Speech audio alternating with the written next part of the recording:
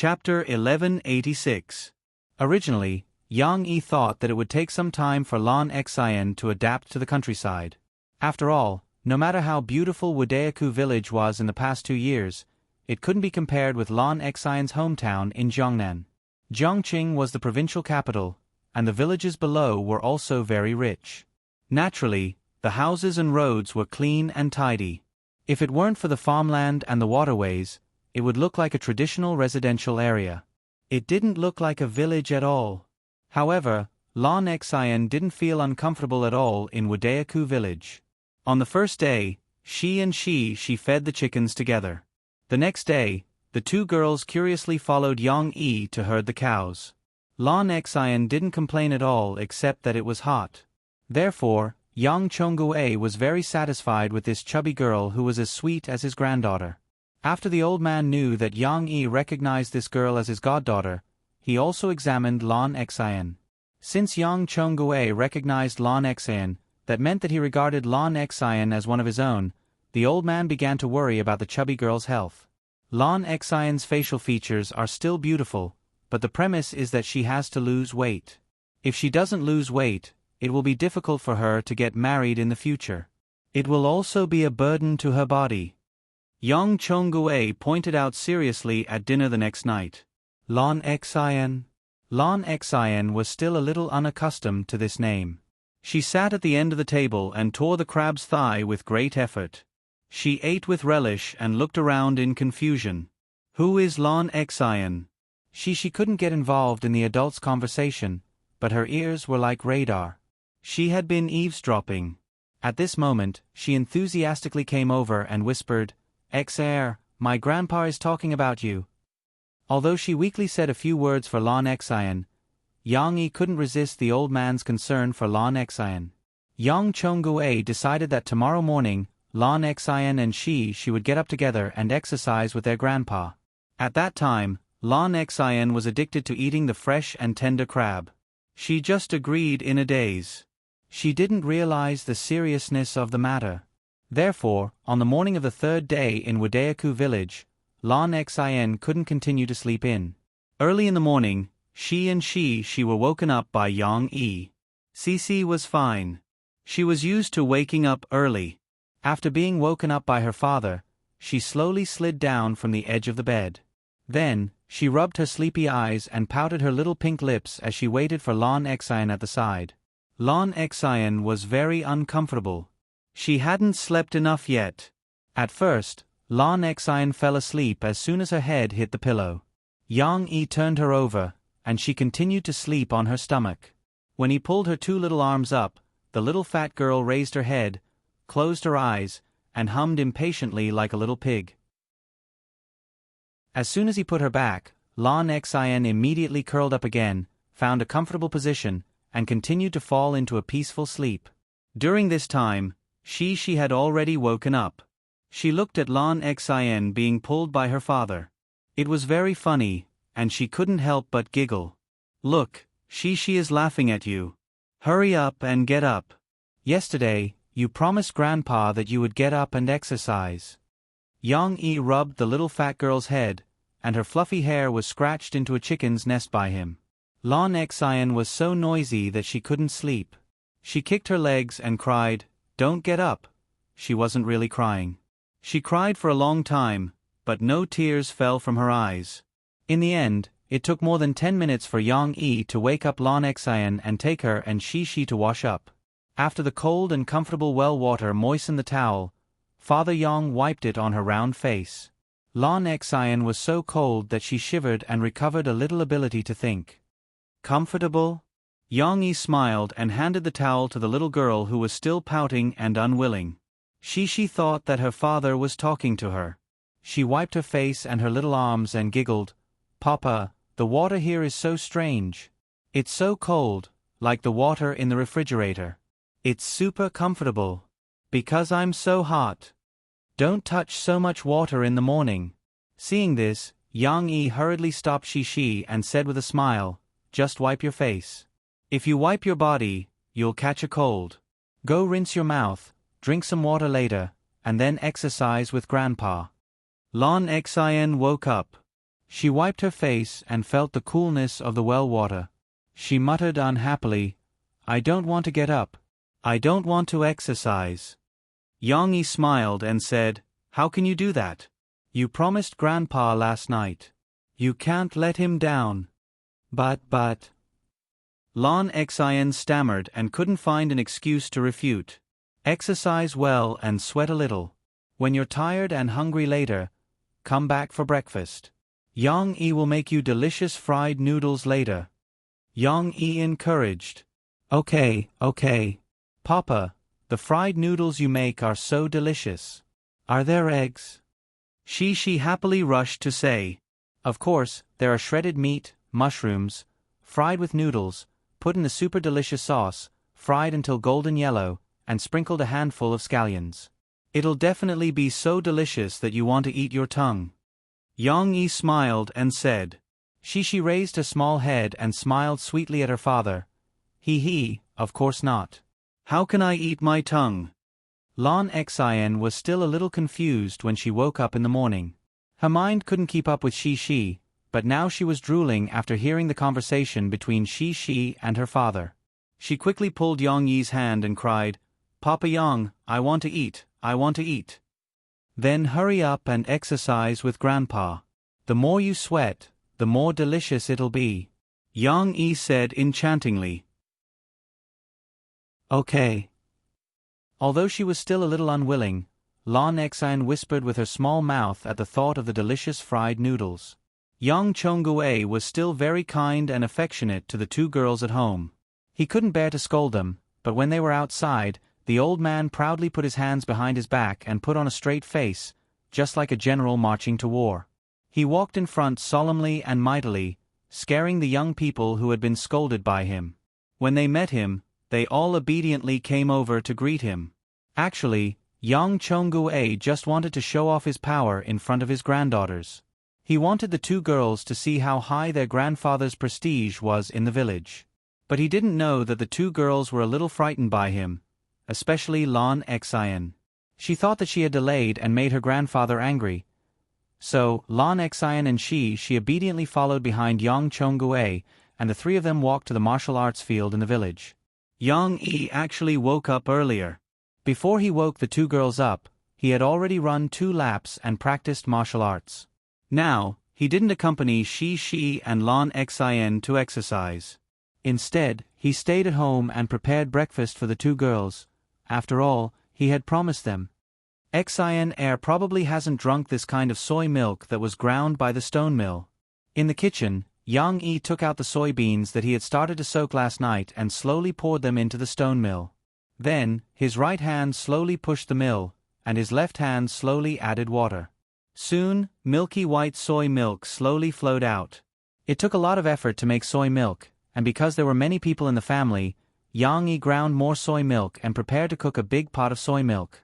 The soy milk bought outside was diluted with water, so it was almost as thin as water. It was not like the soy milk ground by himself. The soy milk ground by himself had sufficient ingredients, was clean, and was of high quality. The soy milk ground by himself was still thick even after filtration. After it was boiled, a strong fragrance came to the nose. Plus, he added sugar, so the little guys would definitely like it. After boiling the soy milk, Yang-yi began to prepare the ingredients for the fried noodles. But at this time, a sweaty little head popped in from the kitchen door. Chapter 1187. Yang-yi heard the noise behind him. He turned around and found that it was Lan Xian, who was sweating profusely. However, there was someone behind her.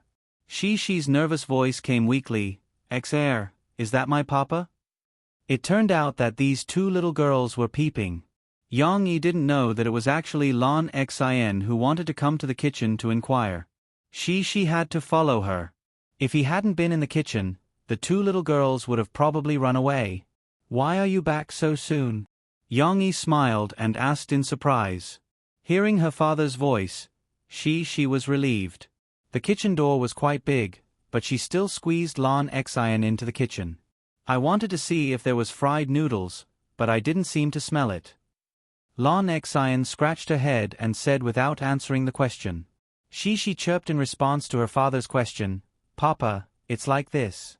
Xian ran for a while, and then she said that she had a stomachache and wanted to poop. So Grandpa came back with us. Stomachache? Yang Yi was still nervous, but he soon felt that something was wrong. Lon Xian's face was relaxed, her eyes were bright, and she looked around. It didn't seem like she had a stomachache. No, I don't have a stomachache. Yes, it doesn't hurt anymore. Sure enough, Lon Xian was slightly embarrassed, and she hurriedly stuttered as she explained. She blinked and said briskly, But Xian, don't you want to poop? In fact, there was no need for she to continue. Yang Yi had already understood. He helplessly pointed at the little girl and said with a smile, You must be lying to Grandpa that you have a stomachache and want to be lazy, right? Lon Xian saw that she had been seen through. She stuck out her little tongue and was a little embarrassed. She slightly pouted and explained, I'm not lying to Grandpa. It's just that I'm super tired, and Grandpa said that I have to exercise a lot more. I don't want to exercise anymore. Even Yang Yi could tell, let alone Yang Chongguei, who had taught his two sons. However, he did not make things difficult for Lon Xian. After all, she was a girl. The old man's heart ached for her. Seeing that she was sweating profusely after running for a while, he went with the flow and did not expose her. But what you're doing is wrong. Xian, it's not that Papa Yang wants to criticize you, but think about it yourself. Grandpa accompanied you to exercise so early in the morning. Did he want you to have a good body? He was thinking about you, wasn't he? Yang Yi put down the kitchen utensils, washed his hands, and said softly. Lon Xian pursed her little mouth and lowered her little head. She looked at her father and then looked at her little friend. She took her father's hand, shook it, and whispered, Papa, don't say any more. Don't blame Xian, okay? She's going to cry. How can I blame her? I'm analyzing this matter with her. Yang Yi patted Shishi's head and said with a smile, Xian, you're a very good child, but you're still young. Sometimes you don't think things through. Don't make the same mistake in the future. I'll forgive you. Father Yang was much gentler than her father. Lon Xian could accept such criticism. The chubby little girl pouted her little mouth and moved closer. Just like she hugged Father Yang's other hand, rubbed it gently, and whispered, I know I'm wrong. I shouldn't have lied to Grandpa. That's right. If you feel that you're too tired to exercise in the future, you can directly report it to Grandpa. I believe that Grandpa still loves you very much and won't let you be too tired. Yang Yi squeezed her little hand with a smile and said in a clear voice, Okay. Xian, let go of my hand. If you keep hugging me like this, I won't be able to eat breakfast later. The atmosphere suddenly relaxed. Shi and Lon Xian both giggled and let go of Yang Yi's hand at the same time. Lon Xian was a little nervous, but Shi regained her liveliness again. She asked all kinds of questions with great interest. Papa, are you making fried noodles? Yang Yi poured a pot of water, turned on the fire, and casually replied, Yes. Papa, what about the noodles? The noodles are going to be cooked now. Look. Yang Yi smiled and took out a packet of noodles from the black plastic bag next to him. When the water is boiling, you can put them in and cook them. But aren't we eating fried noodles? Why do we have to cook them? Shi asked in confusion. Because the noodles have to be boiled. They don't need to be cooked. We can use them for frying after draining the water. Yang Yi put the noodles back and patiently explained while preparing other ingredients. At this time, he saw the sausages hanging on the wall and asked with a smile, Xian, do you want to put some sausages in it? In fact, Yang Yi was also teasing Lon Xian, for fear that she was still unhappy. Lon Xian suddenly became interested.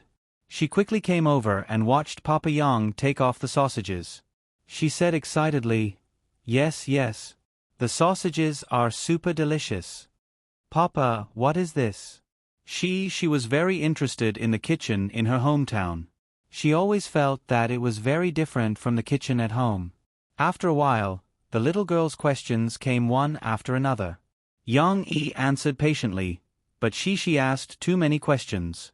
In the end, he couldn't help but think of a way. He poured a cup of soy milk for each of the two little girls and asked them to sit on a stool and drink it. "Can't you shut your mouths? Of course, this won't work." After she took a sip, her eyes lit up and she shouted happily, "Hey, it's delicious. XNR. Wow, XNR, you drank half of it. Wasn't it?" While you were praising her, she was drinking it all the time. "Papa, I know. This is soy milk made from soybeans, because the soy milk made from black beans is black, right?" She also drank a lot at home. She drank it happily and didn't forget to chat with her father. Lon Xian finished it quickly. Of course, this small cup couldn't satisfy her. The little fat girl licked her lips greedily and said, "I want more." "You can't drink so much now. If you drink more, you won't be able to eat fried noodles later." Yang Yi said with a smile, "You can drink soy milk after eating fried noodles." When Lon Xian heard that she might not be able to eat fried noodles, she quickly pushed the cup on the table and said nervously, "Then I won't drink it. I want to eat fried noodles." She tilted her head and thought for a moment. She asked puzzledly, "But Papa, why can't Xian eat fried noodles after drinking soy milk, but can I still drink soy milk after eating fried noodles?" "Yes. They ate the same thing before and after. Why can't I eat fried noodles after drinking soy milk first? Then I can drink soy milk after eating fried noodles. Why is this?" Yang Yi was dumbfounded. He found that he couldn't answer such a simple question. "Ahem, Shi, let's not talk about this problem first. Papa will give you a task. You and Xian bring disposable cups and pour soy milk for Grandpa, Grandma, Uncle, Little Aunt, and Mom. Everyone has a cup." Yang Yi awkwardly changed the topic. "Okay." Shi and Lon Xian were very obedient. The two girls responded in unison and began to get busy. Yang Yi finally had some peace. He first fried the eggs, then began to fry the meat, vegetables, and noodles. Behind him, Shi was very diligent. The little girl was praised by Grandpa, Grandma, and Little Aunt. She smiled happily and ran in and out. After delivering a few cups of soy milk, Lon Xian was reluctant to move when she smelled the rich fragrance coming from the frying pan. She was lazy for a moment and leaned over to look. Yang Yi said with a smile, "Xian, do you want some chili sauce? We don't put too much, but a little spicy taste will make the fried noodles more delicious." Lon Xian had been swallowing her saliva for a long time. She excitedly jumped up and down and shouted, "Yes, yes. I like spicy. It's super delicious." With such an enthusiastic little girl, Yang Yi not only felt a sense of accomplishment, but also believed that when everyone ate breakfast together later, it would be delicious. Chapter 1188. In the countryside, there was always an endless supply of food to eat. Especially because of Yang Yi's return, the simple villagers in the village all sent some delicious food from their homes or fields over when they visited. For the past few days, Lanxin and Cici's little mouths had not been idle at all. Sometimes, they would eat peanuts that had just been plucked from the ground and boiled with water and salt. Sometimes, they would eat them while sitting cross-legged on the armchairs in the hall. Sometimes, they would eat sweet and soft golden roasted sweet potatoes that were sent over by the little brother next door.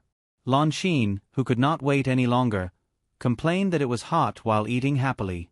This morning, Steamed Bun's mother, Li Shupo, also came to visit. He had just plucked a batch of fresh corn from the fields and brought a bamboo basket over. The little guys had a new experience and food to eat.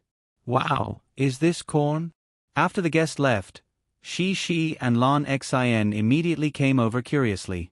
Shi exclaimed in surprise, "But this corn is different from the ones at home."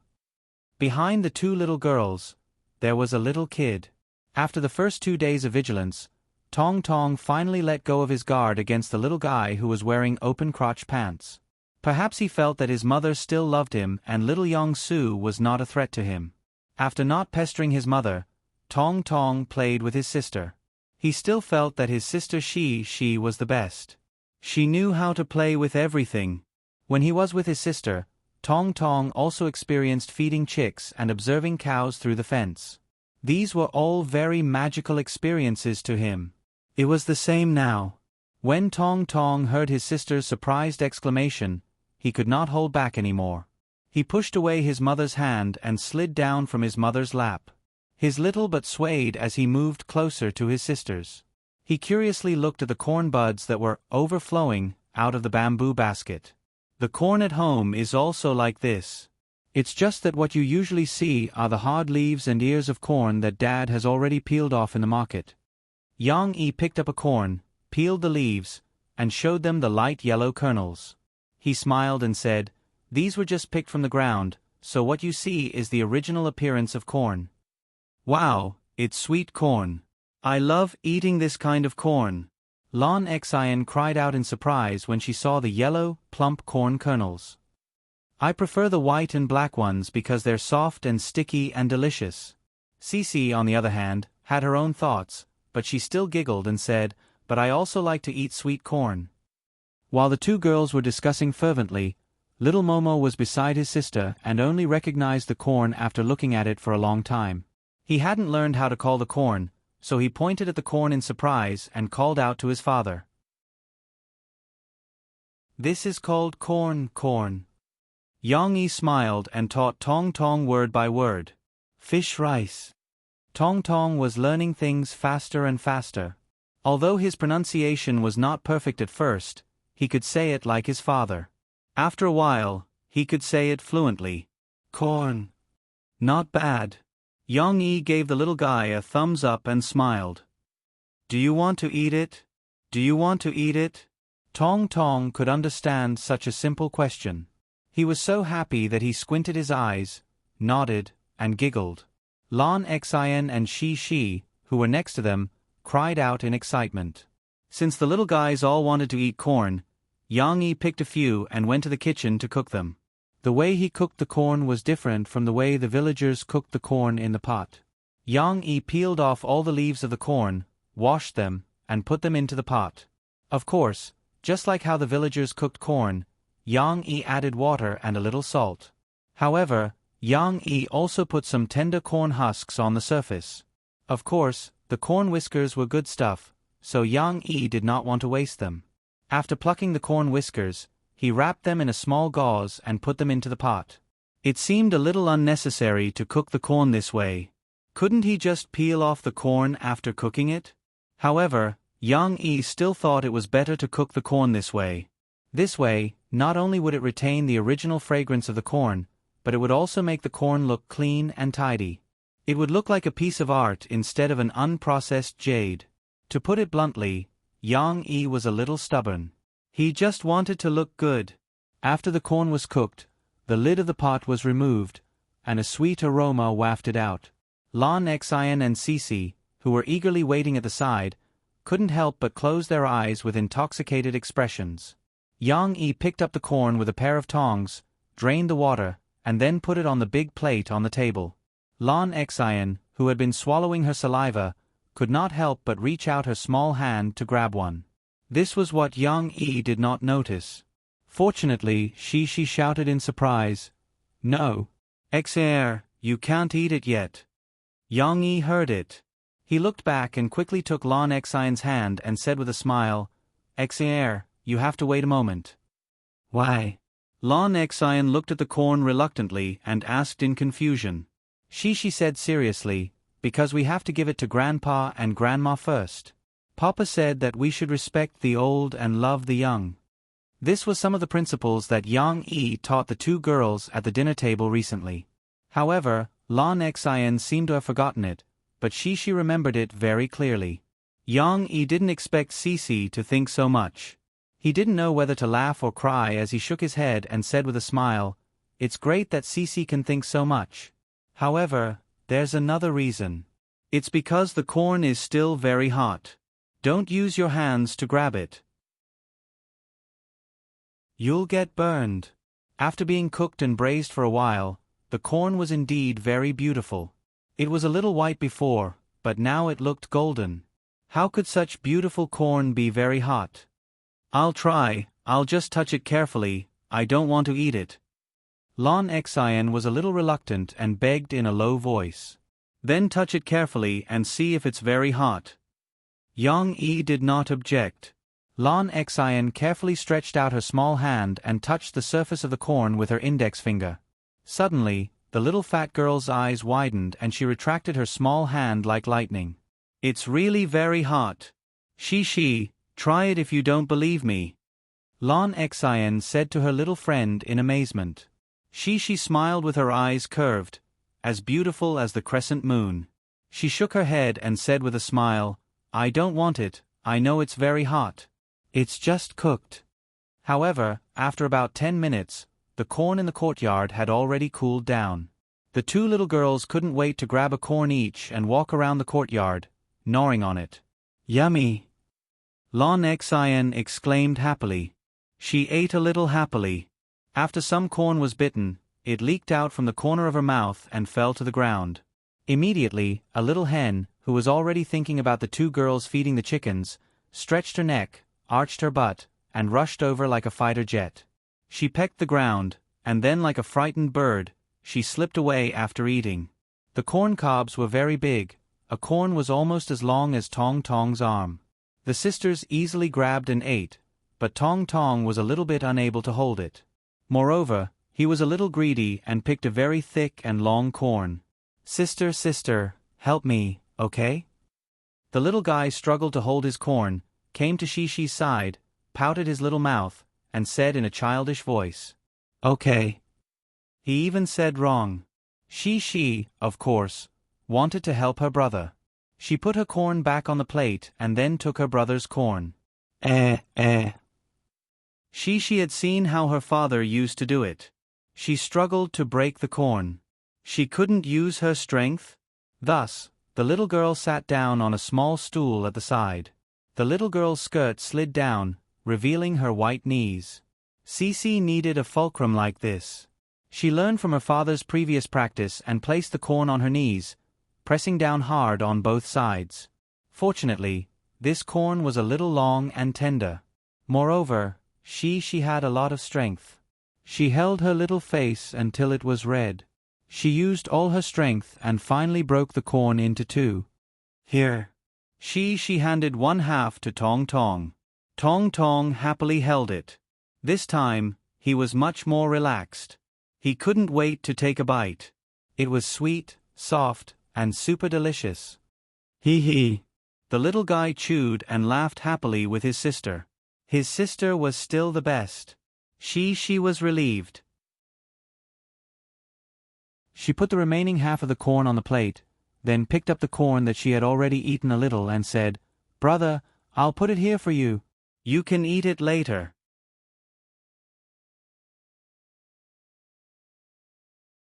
Chapter 1189. At noon, Tong Tong had already gone to bed. Shi and Lon Xian were still happily sitting on the floor of the room on the third floor, playing the cards that the other children in the village had taught them today. Although there were only two of them, and the two girls were confused and had their own understandings. They played and argued with each other, but the two of them were still very engrossed in playing. However, Shi suddenly pricked up her ears. She seemed to have heard her father calling her. Papa. Shi curiously turned her head and looked around. Then she stood up and ran to open the door. There was an air conditioner in the room, so it was cool. Now that she opened the door, she suddenly felt like she was in a different world. The billowing heat outside swept in. Lon Xian, who was following behind, shouted, Wow! It's so hot! However, Shi's intuition was right. Her father was calling them from downstairs. The little girl stuck her little head out and called crisply, Papa. Yang Yi waved to them downstairs, then pointed to the bamboo bed and bamboo chair under the shade of the tree. He had just taken a lot of effort to move them out of the house. He smiled and said, Shi, XR, come down. This afternoon, we'll rest in the yard under the shade of the tree and feel the cool breeze of nature. Look, there's also a bamboo bed. It's very comfortable. Playing with Papa downstairs? Of course. She happily responded and said, Okay. I'll go down with Xian. She was very supportive, but Lon Xian was not. She summoned her courage and came out to take a look under the heat. She pouted and said reluctantly, No, I don't want to go down. It's so hot down there. No, there's also shade down there. Yang Yi laughed and said, Although it's not as comfortable as the air conditioner, we can experience the cool natural breeze. I don't want to be so hot. I want to enjoy the air conditioner. Lon Xian shook her head fiercely. She yelled and ran back to the room, as if she was afraid that Father Yang would come up and arrest her. Back in the room, Lon Xian felt much more comfortable under the air conditioner as the temperature dropped sharply. The chubby girl narrowed her eyes proudly. I don't want to go outside. The sun is so hot, I'll be roasted like a little suckling pig. However, she wanted to experience the new things that her father had mentioned. She scratched her head awkwardly and asked, Xian, aren't you going down? I want to go down. I haven't slept on the bamboo bed Papa mentioned yet. Then go. I'm upstairs, sleeping with Mother Mo and Tong Tong. Lon Xian said nonchalantly. There was no other way. He couldn't persuade Lon Xian, who was afraid of the heat. She only wanted to come down alone. She didn't let her father's efforts go to waste. Yang Yi spent a lot of effort cleaning the courtyard this morning so that he could sit comfortably under the shade of the trees. Otherwise, with Yang Yi's character, it would be better to kill him than to let him be neighbors with those chickens and ducks and smell the faintly discernible stench floating on the ground. Come here. Don't stand under the sun. Yang Yi lay comfortably on the bamboo recliner and waved at Shi with a smile. Yang Chongguei had asked the craftsman in the village to help make this bamboo recliner. It was not as small and delicate as the ones sold on the market. There was nothing new about its style, but it was very big and sturdy. With Yang Yi's tall and sturdy body, there was no creaking sound when he slept on it. With his long legs, he could easily rest them on the legs of the bamboo recliner. When Cici came over, Steamed Bun, who was resting under the shade of the tree, was overjoyed. He wagged his tail and greeted his little master, then followed behind her. Unfortunately, his little master didn't come to play with him. Papa, it's very hot outside. That's why Xian doesn't want to come down. Under her father's guidance, Shi climbed onto the polished bamboo bed, sat cross-legged, and smiled at her father a little condescendingly. That's because she's not lucky. Yang Yi shrugged his shoulders and said carelessly, You just came out from under the sun, so of course you're still tired. After a while, you'll feel cool and refreshed. This bed is very cool. She touched it curiously. Shi, come, do this with me. Yang Yi snapped his fingers and smiled at his daughter. He put down the back of the bamboo recliner and stretched comfortably. He hummed and said, Lie down and close your eyes. Let's use our ears and the skin on your face to quietly feel the cool breeze of nature under the shade of the trees. She lay down on the bamboo bed obediently. However, the little girl's head was resting on the pillow stuffed with cassia seeds. She turned her body sideways and blinked her big bright eyes. After looking at her father, she continued to imitate her father's posture. Facing the dense shade of the trees, she closed her eyes comfortably. There were several big trees in the courtyard at home. The one they were resting on now had a history of several decades. The canopy was like an umbrella, forming a gorgeous green curtain. The blazing noon sun couldn't penetrate the layers of leaves. Therefore, she closed her eyes and only felt that the light outside her eyelids was very soft, similar to the light inside the house. After closing her eyes, the world seemed to have become quiet. Cici felt the gentle breeze that her father had mentioned. Although it was still a little hot at first, when the breeze brushed past her body, the fine hair on the little girl's face was brushed, and her sweat evaporated. A cool and refreshing feeling slowly brewed. Do you feel it? The wind of nature is very fresh, very gentle, and very cool. Is it more comfortable than the air conditioner? Yang Yi asked with a smile. She's long eyelashes trembled, and her big bright eyes opened. She giggled, looked sideways at her father, and said, I also feel very comfortable.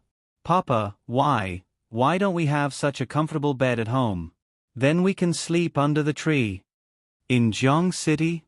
Yang Yi said with a smile, if you like, we can get someone to build a bed like this. But the trees in our courtyard are not so big. If you want to enjoy the shade like this, you may have to wait for a few years. Is that so? She blinked with some regret. It's okay. Now that we have the opportunity, let's feel it more. Yang Yi raised his two arms, put them behind his head comfortably, and said softly, this is also a rare opportunity to be in contact with nature, because many times in the big city, we have to face those air conditioners, machines, and a very busy life. Now, it's very difficult to quietly listen to the sound of the wind and enjoy the coolness of summer without much noise. In the midst of her father's emotional long speech, she was lying on the bamboo bed. She casually crossed her legs and smiled with her eyes curved. Her small hands were raised high, as if she was catching the breeze, and also as if she was reaching for the tall, dense leaves. She and her father were here, quietly bathing in the natural breeze, and she was very happy. However, Shishi's little head was not like her father's, who always thought of many comparisons and many complicated emotions. She turned around on the bamboo bed, and then giggled. She turned sideways and called her father, who seemed to be about to fall asleep. Papa, Papa, do you know what I was thinking just now? What were you thinking? Yang Yi did not open his eyes. Listening to his daughter's sweet voice, the corners of his mouth slightly raised, and asked, Papa, let me tell you. It's such a big tree, I was wondering if there would be a little squirrel jumping around on it? Then it might also be looking at me, waiting for me to sleep, and then come out, not letting me see it. Hee. It's too bad, the little girl said naively. Yang Yi listened to Shi's imaginative narration. Originally, he wanted to laugh and explain to the little girl that it was impossible for there to be a little squirrel here.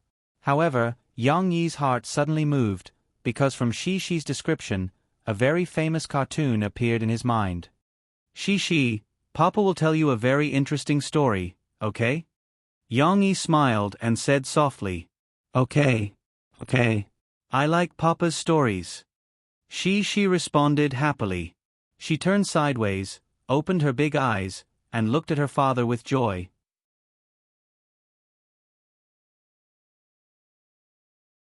Chapter 1190. In order to make it easier for him to tell the story, Yang Yi also sat on the bamboo bed. Sisi immediately came over and giggled as she pulled on her father's sturdy calf and rested her head on it comfortably, as if her father's hairy leg was more comfortable than a pillow. Aren't you afraid of the stench? Daddy's foot. Yang Yi smiled, reached out and rubbed the little girl's head, and asked, No. Papa's feet are as clean as mine. Hee, look. Sisi said with a complacent smile as she lay on her back and even crossed her legs with one of her white and tender little feet. Of course, the little girl's dependence on her father was very good. Yang Yi gently stroked Shishi's little head, said a few words to her, and then smiled, and began to tell the story. A long time ago, there was an elder sister called Xiao Yu, and she had a very cute younger sister called Xiao Mei. Yang Yi said gently. Shishi curiously looked back at her father and asked, Papa, why not have a younger brother? This way, it can be me and my younger brother. This is just a story. Yang Yi gently shook his head and said with a smile, Do you want to be the elder sister yourself, and then let your younger brother join the story? She was a little embarrassed. She covered her little face with her hands, twisted her little butt, and rolled around like a piece of wood, and said with a smile, Anything is fine. A girl's words were unfathomable, and certainly could not be understood from the literal meaning. As she said, anything was fine, but in fact, it meant that she wanted it. Okay then. Yang Yi decided to improvise. A long time ago, there was a beautiful and sensible elder sister called Xiao Shi, and then she had a lively and cute younger brother called Xiao Yan. Let's do it like this, okay? She's bell-like laughter echoed in the courtyard. After she finished laughing, she shyly whispered, "Hee hee, Papa, I am a beautiful and sensible elder sister," the story continued. Because Xiaoxi's mother fell ill and needed to recuperate in a beautiful suburban hospital, Xiaoxi's father decided to move back to the countryside, which is closer to the hospital. This way, he can work, take care of the two children, and visit Xiaoxi's mother frequently, Yang Yi said softly. She sat up anxiously. The little girl's eyebrows drooped slightly as she said worriedly, "Ah? Is Xiaoxi's mom sick?" "It's okay, don't worry. As long as she quietly recuperates, Xiaoxi's mother will recover." Yang Yi comforted her softly. "Besides, Daddy said that this is just a story. It's not real. She, Mommy, and Daddy are not in it. They are just characters in the story." She snuggled up to her father and lay down. She was half lying in her father's arms, hugging her father's hand and listening quietly. They lived in an old house in the countryside. No one had lived in it for a long time, so when they moved back, Xiaoxi took Mommy and worked hard to clean the house together with Daddy. Yang Yi saw she's doubtful gaze and explained with a smile, "By the way, in this story, Mommy is already 3 or 4 years old. Xiaoxi, of course, is older than you are now. If little brother is 3 or 4 years old, then I'm 8 years old." She was good at math. She quickly figured it out and said briskly, "That's right, she is really amazing. You figured it out so quickly."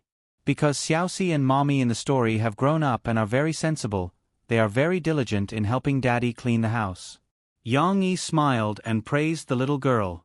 He then said, when they were cleaning, Mommy found a very magical dust fairy. "Dust fairy?" She looked at her father in surprise. "So this is a fairy tale." The little girl's interest was even stronger. Fortunately, when he was about to tell the story, Yang Yi went to the back room and took out a pencil and a stack of calendar paper.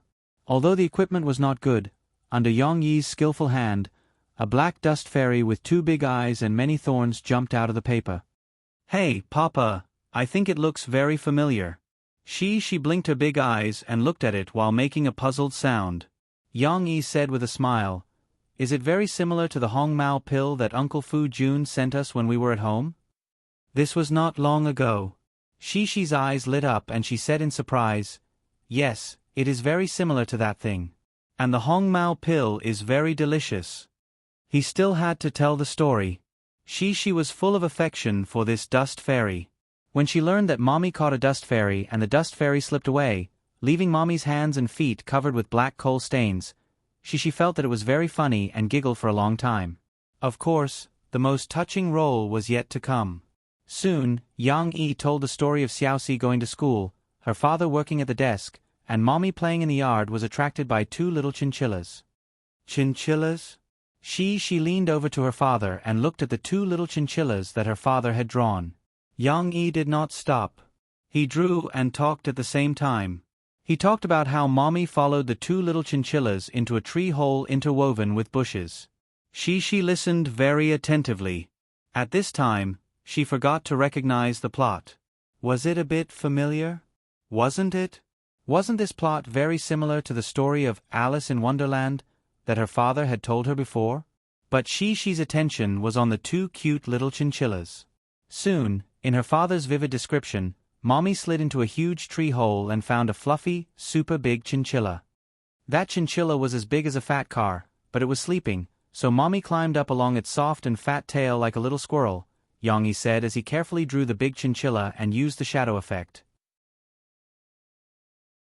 Soon, a round chinchilla that looked a bit like a ding-dang appeared on the paper. Cici immediately fell in love with its white belly with 2 rows of crescent-shaped fur. Although she was already a little sleepy and wanted to take a nap, she still couldn't help but cry out in joy, "Wow, so cute. Papa, it looks like a fat cat with a beard." That's why it's called a chinchilla. Mommy also thinks it's very cute, especially when it's sleeping, just like when he was a child lying on his father's belly. It's very fun. So the naughty Mommy lay on the big chinchilla's fat belly, rubbed its belly, and reached out to touch the big chinchilla's nose.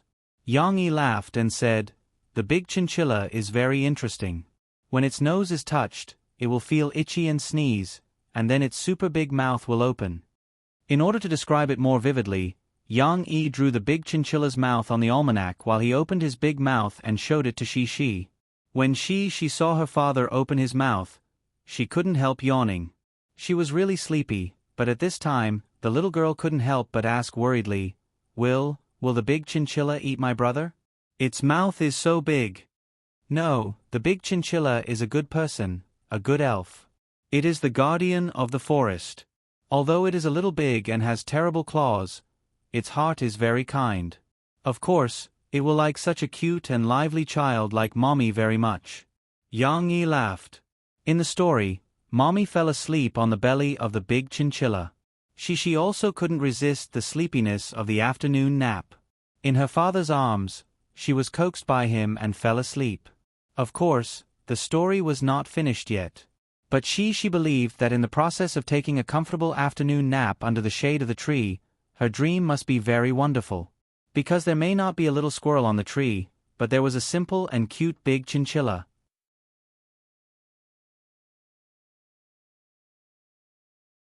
Chapter 1191. During the day, Yang Yi told Shi the story of Totoro. At night, the little girl ran to her parents' room and danced on the bed. She retold her favorite story to Tong Tong, Lon Xin, and her mother. "When I saw Totoro for the first time, I was scared by him," the little girl said in a narrative tone, as if she had been there. She said excitedly, "He was so big, so fat, and much taller than my father. But he was still very cute. When I lent him an umbrella, Totoro lifted it up because the lotus leaf on his head was too small.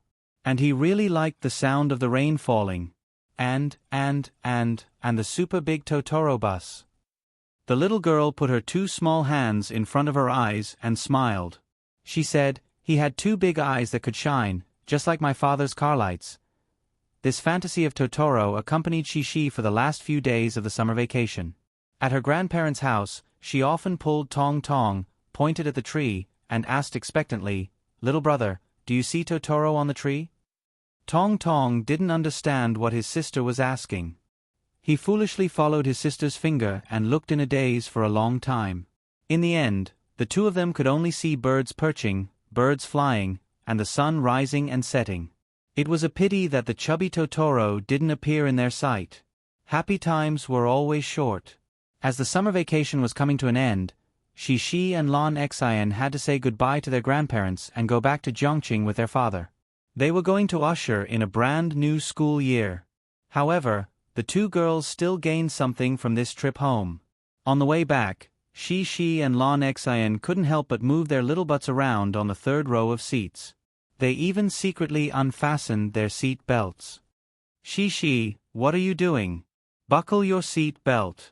It's dangerous." Murphy saw that the two girls had already climbed up and were kneeling on the cushions.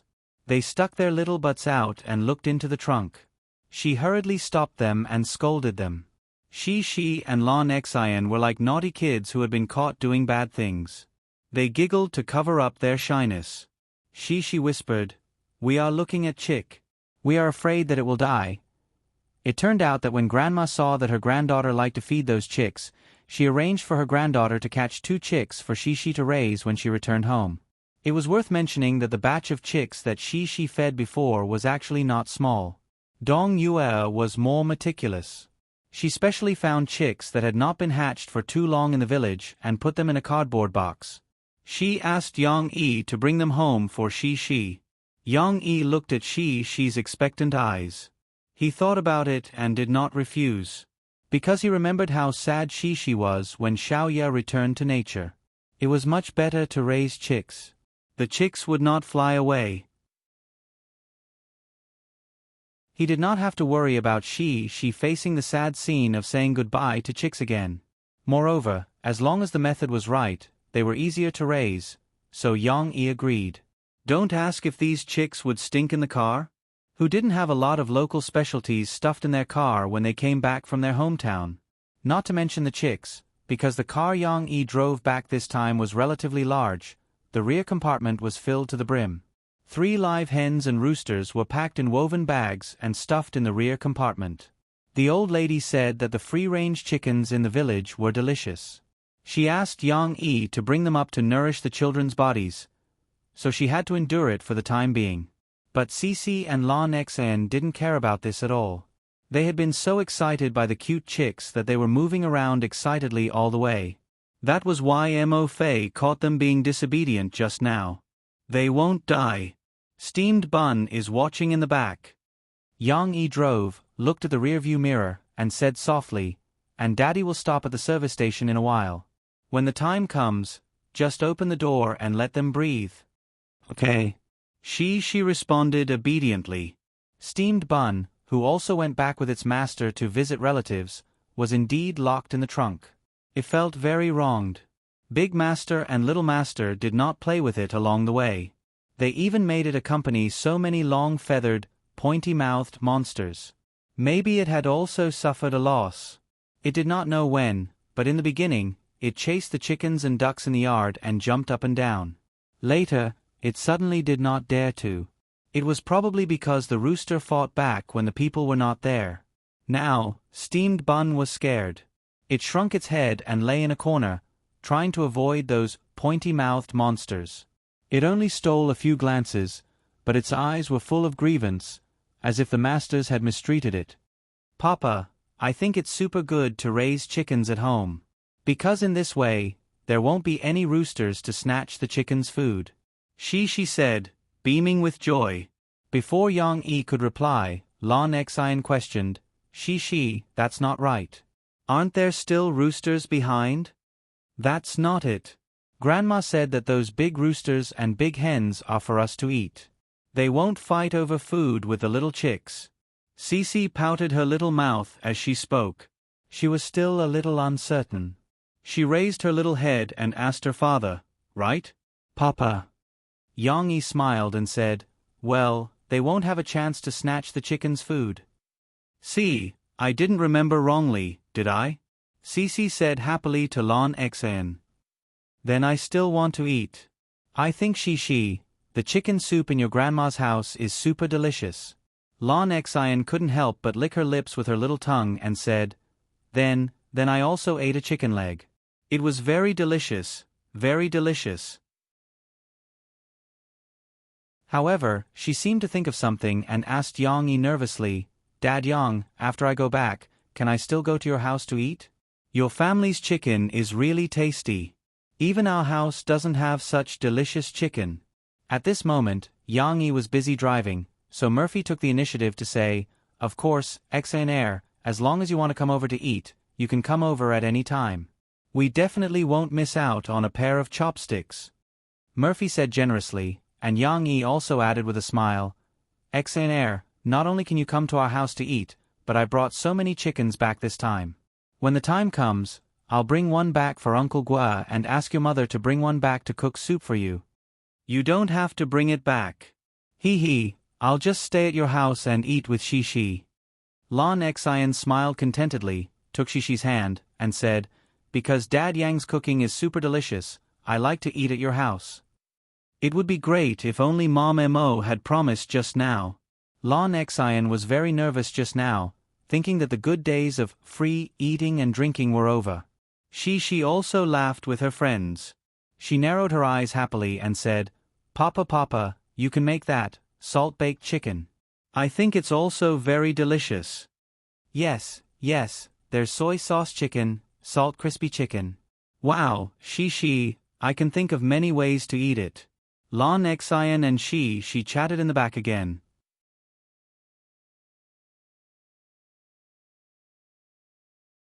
Chapter 1192. On the first day back home, she was busy settling the chicks down. She wanted to find a small quilt to make a nest for the chicks, and she also wanted to find rice for the chicks to eat. She was afraid that they would be hungry. After Yang Yi knew about it, he didn't know whether to laugh or cry and stopped the little girl who was in high spirits. She also said worriedly, "Papa, but if you don't make a comfortable nest for them, will they feel uncomfortable? Because they are so small. Chicks live in a different environment from us humans. They have feathers, and they are not as bald as when Xiao Xiao was a child. It's easy to catch a cold. Yang Yi explained with a smile. If you make the nest too good, they won't be used to it. And in such hot weather, if you cover them with a quilt, they will be suffocated. Shishi looked at her father in surprise and quickly put the small quilt in her hand aside. Then she asked in confusion, "But Papa, what should we do?" Yang Yi took out the big cage that he had bought for Xiaoya from the storage room. He first spread a few layers of newspaper inside and said with a smile, "Let them live in the cage for the next 2 days. After they are familiar with the environment, let them out for a walk. And it's easier to take care of them living in the cage. They are similar to Xiaoya, and they often have stinky diarrhea." "Well," Shishi whispered, hugging her knees and squatting on the side to watch her father help her move the 2 chicks. Shishi was still worried if she didn't watch. In fact, the cardboard box was already a little smelly. When Yang Yi caught the 2 chicks, he had to clean up the 2 little guys before putting them into the cage. As for the cardboard box, of course, he had to throw it away. Moreover, Yang Yi didn't want to leave it at home. Smelly. Yang Yi held his breath and took the cardboard box to the community garbage disposal center outside to throw it away. He muttered helplessly in his heart. To be honest, when she raised chicks at home, Yang Yi refused in his heart. He always felt that these things were dirty and smelly. But who asked Yang Yi to be used to giving in step by step in the past few years? Ever since Yang Yi had started raising cats, Xiao Guai and the other cats that would shed their fur had already given Yang Yi a headache. Later on, he had steamed bun. Faced with these little fellows that would often make everything dirty in the house, Yang Yi's heart had already become like stagnant water. "Daddy, Daddy." When Yang Yi returned to the courtyard, she couldn't wait to jump up and run to his side. Holding his hand, she reported, "The chicks are very cute. They will run around in the cage and then come over to peck my hand. That's because they are hungry. The millet we fed them along the way has been eaten up by them," Yang Yi said with a smile. "After such a long time, they are probably hungry." Seeing his daughter so excited, Yang Yi was relieved. At most, he would be more diligent and often help Shishi change the newspapers for the 2 chicks and clean the cages. Of course, the chicks still had to be raised in the yard. After all, the smell was still a bit strong. As for the usual hygiene, Yang Yi had already told Shishi and Lan Xian when he was in his hometown. Now Shishi also understood that after touching the chicks, she had to go back and get soap to wash her hands. As for the food that the chicks ate, Yang Yi couldn't let Shishi feed them with rice grains anymore. After all, the chicks in his hometown had grown up and could eat raw rice grains, but the 2 chicks in their house were still too young. Therefore, Yang Yi took Shishi to the kitchen. "Now they can only eat millet. When they grow up, they can eat the rice that we usually eat, or small bread, cabbage, or the little worms that Xiaoya liked to eat before. When they grow up, they can also eat them. But now, they still need to eat some fine food." As Yang Yi said, he took the millet, put it in a bowl, and soaked it in warm water. "Wait a while. After soaking it for half an hour, you can feed it to them." "Papa, do we also need to feed the chicks water to drink?" She remembered very clearly that when she used to take care of Xiaoya, she often had to feed Xiaoya water to drink. "Well, they need to drink water. Let's pour away some of the water later and leave some, so that the chicks can also replenish some water," Yang Yi said with a smile, "but you can't feed them too much water. Because if the chicks drink too much water, they will have diarrhea." She nodded her little head nervously. The expression on her little face was very focused. She looked at her father closely, as if she wanted to remember these details of her father. In the future, she would need to take care of the chicks. After her father moved the 2 chicks, the little girl couldn't wait to run to the side hall. "Xiao Guai, Xiao Hui, Tut, come here, come here." She happily waved at the 3 fat cats who had just returned from Lan Xian's house and were patrolling their cat nest. "I'll introduce you to 2 new friends." Xiao Guai and Xiao Hui turned their heads and looked over in confusion, not knowing what the little master was going to do. Tut was more obedient. It jumped down from the cat tree and went to the little master's side. It affectionately rubbed the little master's feet with the fur on its back. He, Tut is so obedient. Cece had learned how to coax cats from her father a long time ago. She took out their snacks with ease and rewarded Dodo with a small snack. When Xiao Guai and Xiao Hui saw it, they were suddenly very hungry. They ran from the side and went to the little master's side. She tempted the 3 fat cats with cat snacks and then brought them to the yard. She squatted next to the 2 little yellow chicks' cage and introduced them in a clear voice. Xiao Guai, Xiao Hui, Tut, listen to me. They are your new friends, and then they are also my new friends. You can't bully your new friends. The 3 fat cats looked at the 2 weak chicks and suddenly lost interest. Xiao Hui went to the little master's side, stretched out a paw, and pressed on the little master's knee. It looked at the little master's little hand, then raised its head and looked at the little master with its seemingly innocent eyes. It gently opened its mouth and said, "Meow." She just rubbed Xiao Hui's head with her left hand, then pointed at Xiao Guai and said angrily, especially Xiao Guai, "You really can't bully it, just like Xiaoya. You see, Xiaoya doesn't dare to come to our house to play anymore. You really can't. I'll be angry." Xiao Guai sensed that something was wrong, but for the sake of food, it still put on a brave front and rolled around Cece in an attempt to please her. It wriggled here and there like a spoiled child. Its flattery was even more shameless than Little Gray and Dodo. But she believed it. She smiled and said, "That's right. You're still a good Xiao Guai." Satisfied, she happily gave the 3 fat cats a snack each. Xiao Guai and the others all started eating, not even looking at the chicks. Of course, Yang Yi was still a cautious person. Although so many people had no problems raising chickens, Yang Yi didn't dare to let his guard down. For the health of his family, he took the chicks to the pet hospital for a checkup the next day. It was worth mentioning that a lot of people in the city were willing to let their children raise chicks for observation, so the pet hospital also had veterinarians who specialized in treating chicks. In addition to doing quarantine for the chicks, Yang Yi also consulted the veterinarian about some things to pay attention to when raising chicks. Although the 2 chicks were quite healthy and lively, Yang Yi still had to know what kind of situation the chicks were in. He had to prepare in advance. Otherwise, if the chicks accidentally died in the future, she would be very sad. She took care of the chicks at home for a few days. Before her interest died down, the little girl's vacation was over. The 2nd grade she was about to start school again.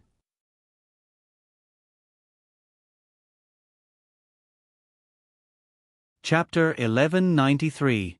The new semester was about to start. Yang Yi thought that the little girl would be reluctant to go to school because she was reluctant to leave Little Chick, who she had been visiting for the past few days. She would also be reluctant to leave Little Chick, who was free to have fun during the holidays. However, Yang Yi was wrong. The one who was unwilling to go to school was Lan Xian. The chubby girl had finally returned home and was able to sleep in for 2 days. How could she be willing to be woken up so early? It was said that Wu Jingjing was so angry that she took out a feather duster to wake her up. Of course, she was just trying to scare her. How could she bear to hit her? In comparison, she was a model student. After a few days of interaction, the little girl's passion for Little Chick had decreased a lot. Moreover, she missed her little friend whom she had not seen for a month. Therefore, she was very enthusiastic about going to school. In the morning, as usual, she came back from exercising with her father. The energetic little girl did not need her father to remind her. She washed up and changed into a clean school uniform. She did not even need to eat breakfast. She could not wait to carry her small school bag. However, when she was about to leave, Tong Tong rushed forward and hugged his sister. Tong Tong was only a few months away from 2 years old. The little guy was getting more and more mature. When he heard from his mother that his sister was going to school, Tong Tong knew that his sister could not play with him at home. Therefore, when he saw his sister leaving with her school bag, Tong Tong blocked her way. "I want sister." Tong Tong hugged his sister's school uniform skirt and sobbed sadly. "Sister will come back after school in the afternoon. Sister will play with you at night, okay?" Yang Yi and Murphy squatted down to comfort him. Yang Yi helplessly patted the little guy's head and said softly, "If you don't go to school with me, the teacher will scold your sister." However, this kind of persuasion might work on Shi, but it was completely ineffective on Tong Tong.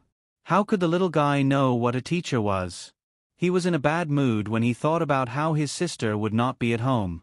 Without his sister to play with him. It was just like how other children didn't want their mothers to go to work. Tong Tong's heart was filled with sorrow. She opened her mouth and started crying.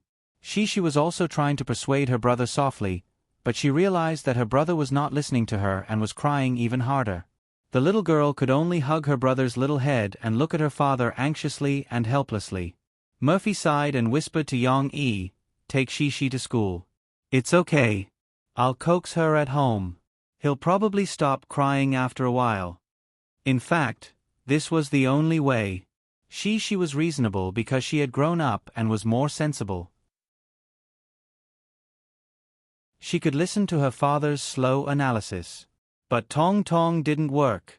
Not to mention that trying to reason with the little fellow was like talking to a chicken with a duck.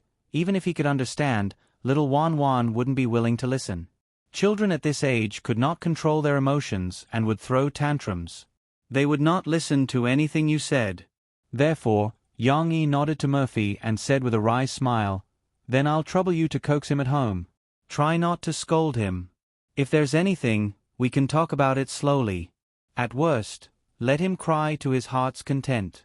You can watch from the side. I think he'll be fine after a while."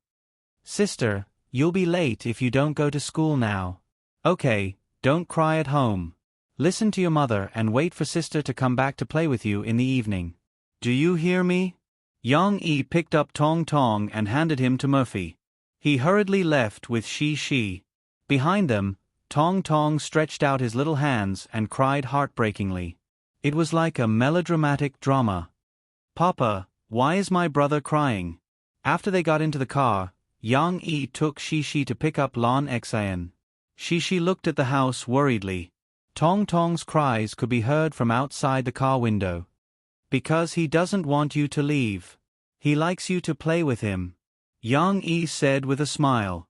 Shi understood the reason, but she could not figure out the reason for this change. Therefore, the little girl asked confusedly, "But Papa, my brother didn't cry before. When I was in school, my brother was very obedient." Yang Yi laughed heartily and said, "What can we do? Papa wants to praise you. You're so good to your brother. He likes to play with you very much, just like you liked to play with Papa in the past. Now that he's grown up, he gradually understands your importance. That's why he cries now." My brother likes to play with me?" She was quite happy to hear her father's explanation. It was a very pleasant thing to be relied on. In this way, she was even more eager to think about her brother. After she laughed, she became depressed again. "But my brother is crying. He's so sad. Papa, what should we do?" "It doesn't matter. Your mother is at home. She'll look after him." Yang Yi parked the car in front of Lan Xian's yard. He pressed the horn, turned around, and comforted her with a smile. "Moreover, your brother is a boy. Boys can't be spoiled. Sometimes, let him suffer some setbacks so that he will be stronger in the future. How can he cry for everything? Have you ever seen Papa cry?" She was amused by her father's words. She giggled and shook her head. However, when Lan Xian came out, she thought of another way. The little girl's eyes suddenly lit up. She pulled the seatbelt, lifted herself up, and hugged the front passenger seat. She said to her father, "Papa, I know. We can let my brother go to school with me. Then he won't cry." Just like in the story of Totoro, when my brother and I went to school together. That's Xiaoxi and Xiaosu. Yang Yi smiled and said, "This method won't work, because in the story, Xiaosu went to sit in his sister's classroom to study because his father and mother were not at home. This can only be done because there is no other way." A stopgap measure? She had never heard of this word. Yes, but do you remember? Xiaosu was disobedient in the classroom and affected the other students in class. Yang Yi said softly, Do you want your brother to go to the classroom and make noise, and then the teacher will blame you? She shrank her head and said with a smile, Then forget it. You can't make trouble in class. You have to listen carefully in class. You are a good student. Cece was still thinking about her good student's card. After sending Shi and Lon Xian to school, Yang Yi went home.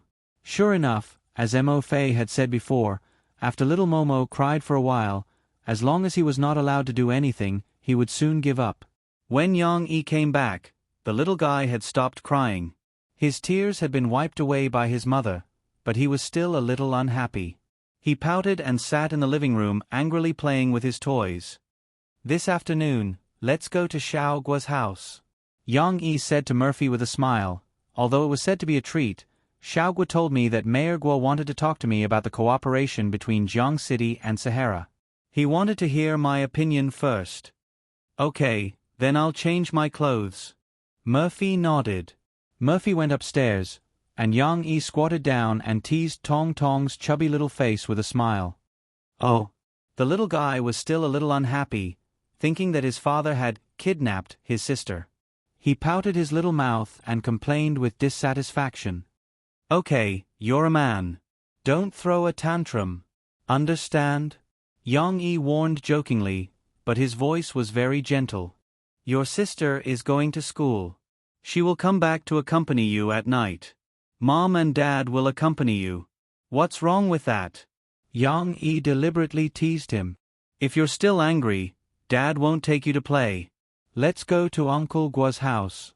We can also see Sister Ding Xiang, the Sister Ding Xiang who made delicious cakes for you last time. Tong Tong probably still had a deep impression of those delicious cakes, so when he mentioned Sister Ding Xiang, he could not help but raise his little head in surprise.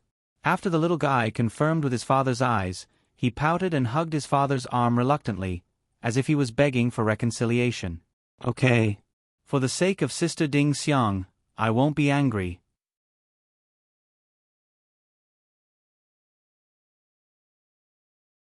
Chapter 1194. When Shi arrived at school, she naturally couldn't help but get close to her friends and chat about her summer vacation. Lon Xian also forgot about the depression and grumpiness she had when she left the house. She happily added to Shi's story. My grandma gave me 2 chicks. I called one De Huang, and the other one I called Xiao Huang. Listening to Shi's description, Lu Xiaoyu rested her chin on her hand and listened devoutly at the table on the side. The latter half of Xiaoyu's summer vacation was a bit boring because her family had to go to work, so she could only stay at home and play alone. How could it be as colorful as Shi's vacation?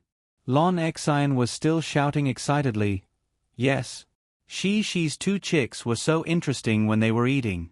I didn't even find it that interesting when I was in Shi's hometown.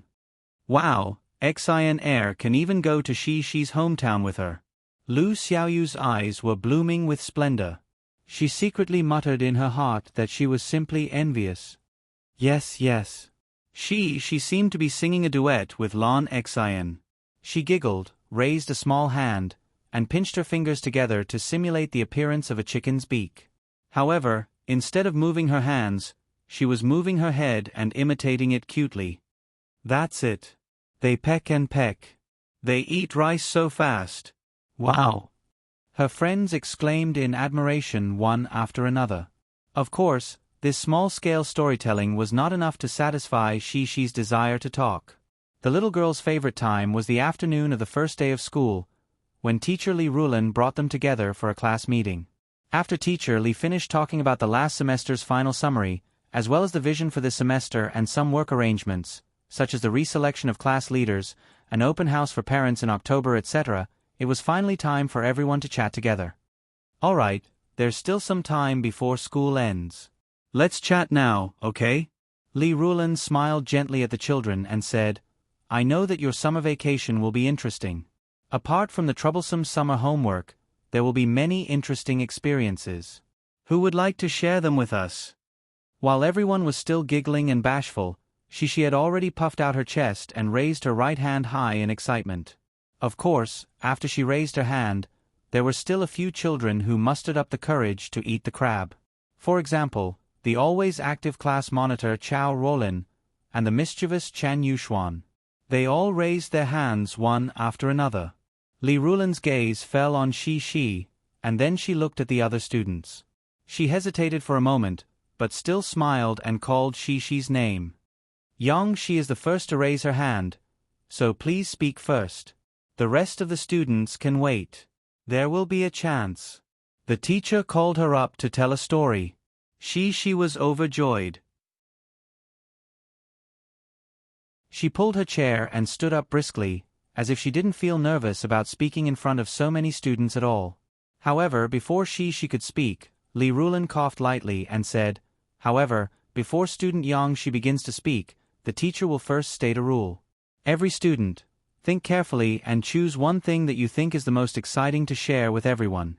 You can't tell everyone about the entire holiday. Okay? Because if you keep talking, you might not be able to finish talking after school. The other students also want to share." Although Li Rulan smiled gently and said this in front of the entire class, it was obvious that she had made this request because she thought of Cece's power and hurriedly changed the rules. Otherwise, why would she have hesitated for a while before calling Cece, who was the first to raise her hand? But at this time, there were always some boys who were annoying, such as Jiang Chen. He sat in the front and turned around, winked at Shi, and then laughed. "I'm talking about Yang Shi. You usually talk too much. Jiang Chen, sit properly. Listen to others carefully and don't whisper to each other." Li Rulan's face turned red as she scolded him in exasperation. "How can you be so nosy? It's dangerous to know so much, understand?" A few boys followed Jiang Chen and laughed. After they were stopped by the teacher, they quieted down. However, she was not affected. She didn't pay attention to what was happening outside. Her little face was a little dazed. Because after she heard the teacher's request, she was conflicted. The teacher said I can only talk about one thing. But I have a lot to talk about. So many fun things. Which one should I pick?" Shi's brain was still very fast. She was very fast, but she was a little depressed. She pouted slightly and said, Then I'll tell you the story of me and my dad at my grandma's house. My papa told me a story." Shi's dad told a story? The children all looked at Shi in surprise. At this time, many people were interested. After all, after hearing the story of Ding Dang, everyone knew that Shi's dad was very good at telling stories. Yang Yi took Murphy and Tong Tong to visit Mayor Guo's house. However, he first went to Zhongqing Media University to pick up Ding Xiang and Guazi. Now, because the major universities had already started classes, the public welfare activities in Guangdong province had come to an end. Only a group of paid employees, who were originally transferred from the eBay online shopping mall, were still stationed at the contact points of various villages, continuing to provide some consulting services to the villagers. Of course, it was worth mentioning that these employees were also working hard to learn some of the information provided by the Sahara Group. They were working hard to improve their skills, so that they could stand out in the next internal examination and selection of the Sahara Group and join the Sahara online shopping mall as an official employee. After all, the benefits of the Sahara Group were very attractive. Although Ding Xiang had graduated, she still accompanied Guazi back to Zhongqing, because Guazi still had to come back to report and attend classes. Moreover, the audition for the Truman Show that Du Yuanlei had arranged for him was in early September. Therefore, Guazi was also nervously preparing for it. In order to help him through this difficult time, Ding Xiang also stayed by his side, took care of his daily life, and accompanied him to practice the script. If it weren't for Gua Zhengyan's request, Guazi probably wouldn't have time to go home for dinner. "Don't be nervous, I still believe in your ability. These years, although you're not as lucky as Geng Sha, you've also been diligently honing your acting skills." As Yang Yi drove, he smiled and said to Guazi, who was sitting in the passenger's seat, "I can see that you've improved. Compared to Geng Sha, your performance is more versatile. There's no special personal template, so you're more malleable. Therefore, I still think highly of you. Brother Yang, don't worry. Sister Ding Xiang and I have been practicing almost every day in Guangdong province. I'll try my best to impress the director. Guazi also smiled and said to Yang Yi. In the car, everyone talked about Guazi and Ding Xiang's matters in Guangdong province. Suddenly, Ding Xiang thought of something. She hesitated for a moment, then said softly to Yang Yi, "Brother Yang, this time I came back, I learned something from Fong Tang, and I also confirmed it with Lu Xiaoshu and Miao Chuan. They were too embarrassed to tell you, but I think it's necessary to report it to you." "What's the matter? Did something happen to Xiaoshu and Da Chuan?" Yang Yi asked, a little surprised.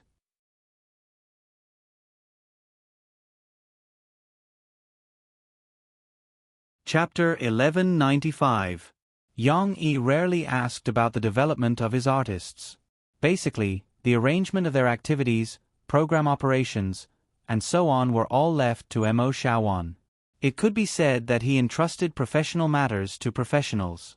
It could also be said that Yang Yi was lazy and did not want to spend too much time on the entertainment industry. Of course, Yang Yi still knew about Lu Xiaoshu and Miao Chuan's development. After all, Mo Shaowan often reported to him. At present, Qianli Chuanshu was still a little famous in the country. It was said that they had many folk music fans who would work hard to support them when they attended some commercial activities. Seeing that the two youths were developing well, Yang Yi did not interfere anymore. He did not want to put too much pressure on them.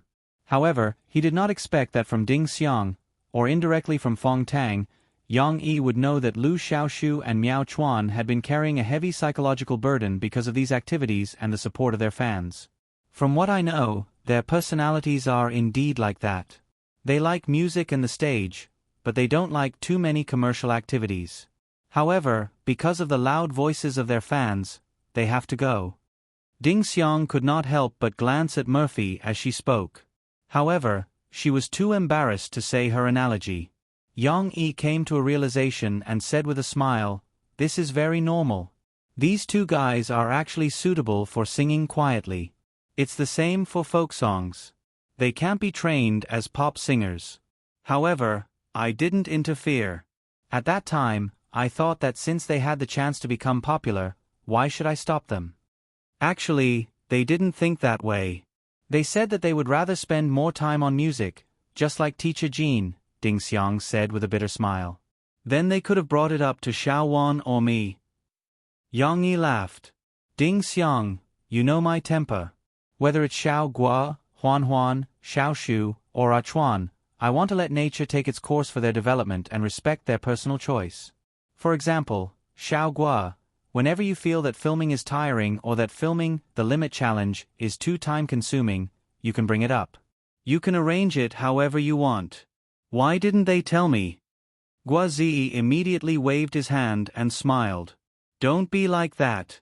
I don't feel tired at all. My current working condition is pretty good." No one cared about him. The focus of the conversation was Thousand Mile Creek Tree. Ding Xiang quickly explained to Yang Yi, "It's like this." The two of them felt that if they didn't participate in those activities according to the company's arrangements, they would be letting down your cultivation. It's also because Sugar Cube has interacted with them more, so she knows about this situation. Yang Yi gently shook his head and smiled, feeling a little touched. These two fools really. They really treat me as a boss and not as a brother. What did I tell them? Fine. Ding Xiang, help me make an appointment with the two of them later. I'll have a good talk with them at the coffee shop. As for the specific changes, we'll talk about it after we finish talking." Ding Xiang answered happily.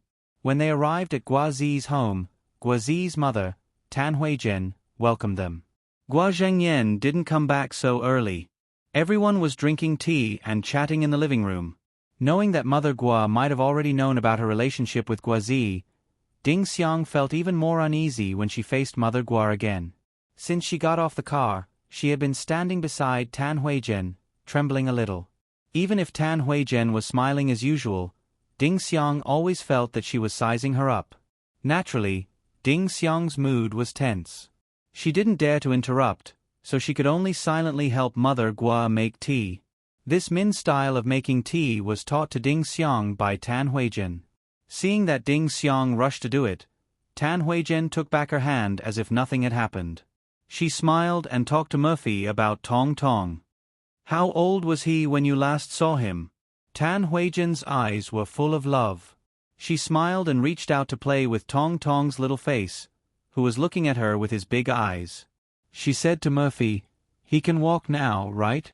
Murphy smiled and said, "Last year, he wasn't even a year old. Now, he's 2 months away." Tan Huijen suddenly smiled and said, "That time passed quite quickly. I remember that it was the first time I saw you guys and Ding Xiang. I didn't expect that a year would pass in the blink of an eye." Ding Xiang's body stiffened when she heard Mama Gua mention her name. She almost spilled the tea. "Yes. Tong Tong, you should call her grandma. You have to take the initiative to greet your elders," Murphy said gently. Tong Tong blinked his big eyes and looked back at his mother's encouraging eyes. However, he didn't listen to her.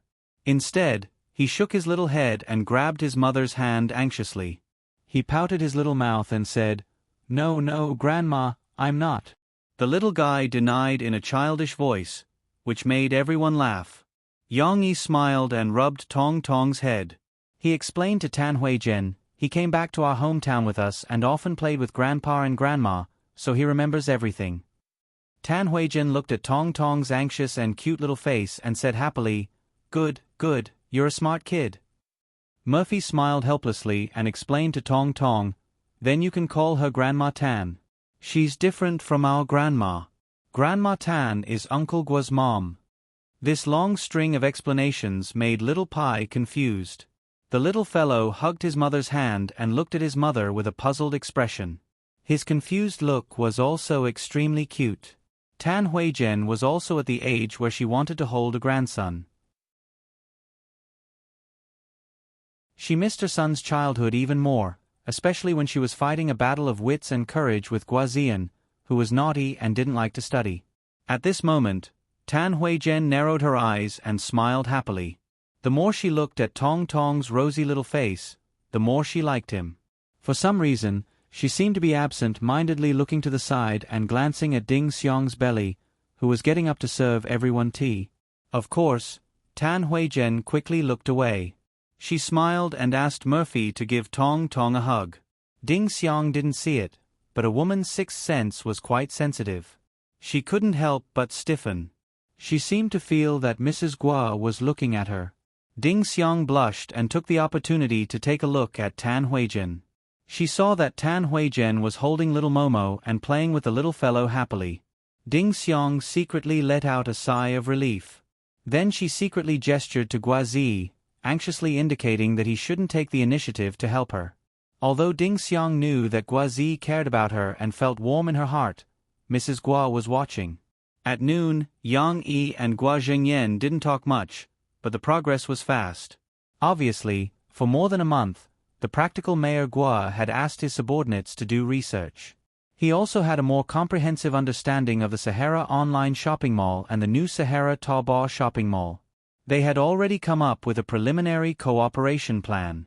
Gua Zhengyan didn't plan to talk about cooperation directly with Yang Yi. After all, Yang Yi wasn't the CEO of Sahara. He asked Yang Yi to come over because of this relationship. Gua Zhengyan first learned about Sahara's cooperation intention from Yang Yi. Then, he wanted to ask Yang Yi for help. The detailed cooperation details were naturally discussed by the government's team and the management of Sahara. It was worth mentioning that after Gua Zhengyan and Yang Yi chatted happily about Sahara, he smiled and said that he wanted to invite Yang Yi and Murphy to be the promotion ambassadors of Jiangqing's tourism culture. Mayor Gua didn't seem to be joking. He even said, "Both of you have a good image and are very influential singers in the entertainment industry. Moreover, both of you are celebrities from Jiangqing. You are the most suitable to represent Jiangqing." This matter hadn't been settled yet. However, after Jiangqing and Sahara's cooperation deepened, Yang Yi and Murphy really accepted the title given by Jiangqing. Of course, this was all in the future. After returning from the Gua family, Yang Yi and Murphy brought along Tong Tong, who had stopped talking about his sister, to pick up Shishi from school.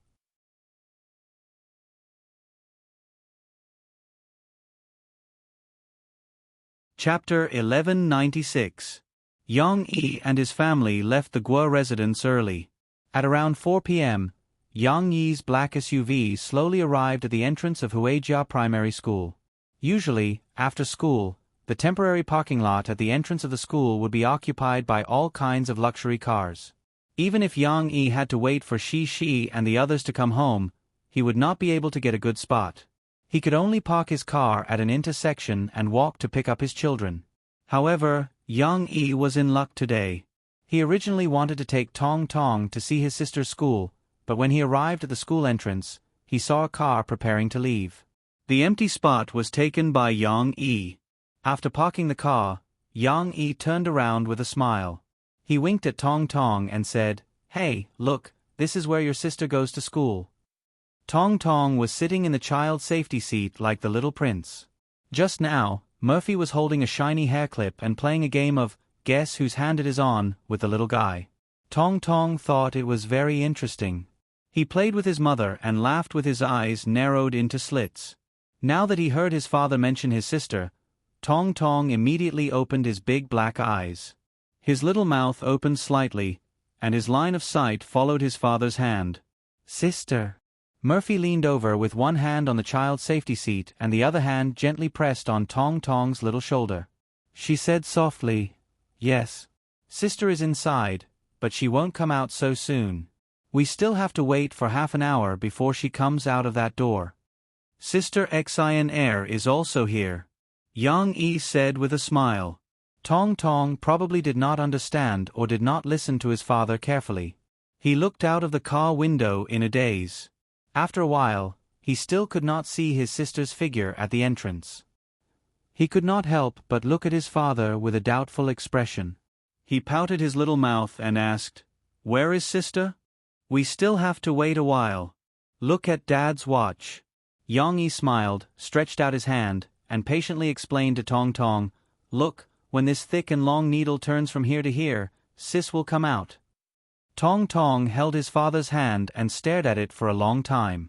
Yang Yi had to explain to him twice before the little boy reluctantly let go of his father's hand.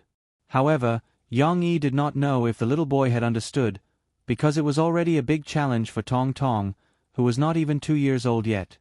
"I'll take him down for a walk." They still had to wait for a while. Yang Yi was afraid that Tong Tong would be too bored to wait for his sister to come out, so he told Murphy and got out of the car. He walked around, unfastened Tong Tong's seat belt, and carried the little guy out of the car. "Then I'll wait in the car." Murphy smiled and nodded at Yang Yi. When they got out of the air-conditioned car, it was hot outside, but fortunately, the hottest part of the day had passed. Under the shade of the tree, their skin gradually adapted to the temperature outside, and the cool breeze was quite comfortable. Yang Yi carried Tong Tong and took him to the shops near the school gate. "Look, this is the pen that sis uses to study. This is her notebook, and this is..." Yang Yi took Tong Tong to pass the time in the stationery shop. The lady boss thought that he was going to buy something, so she came over.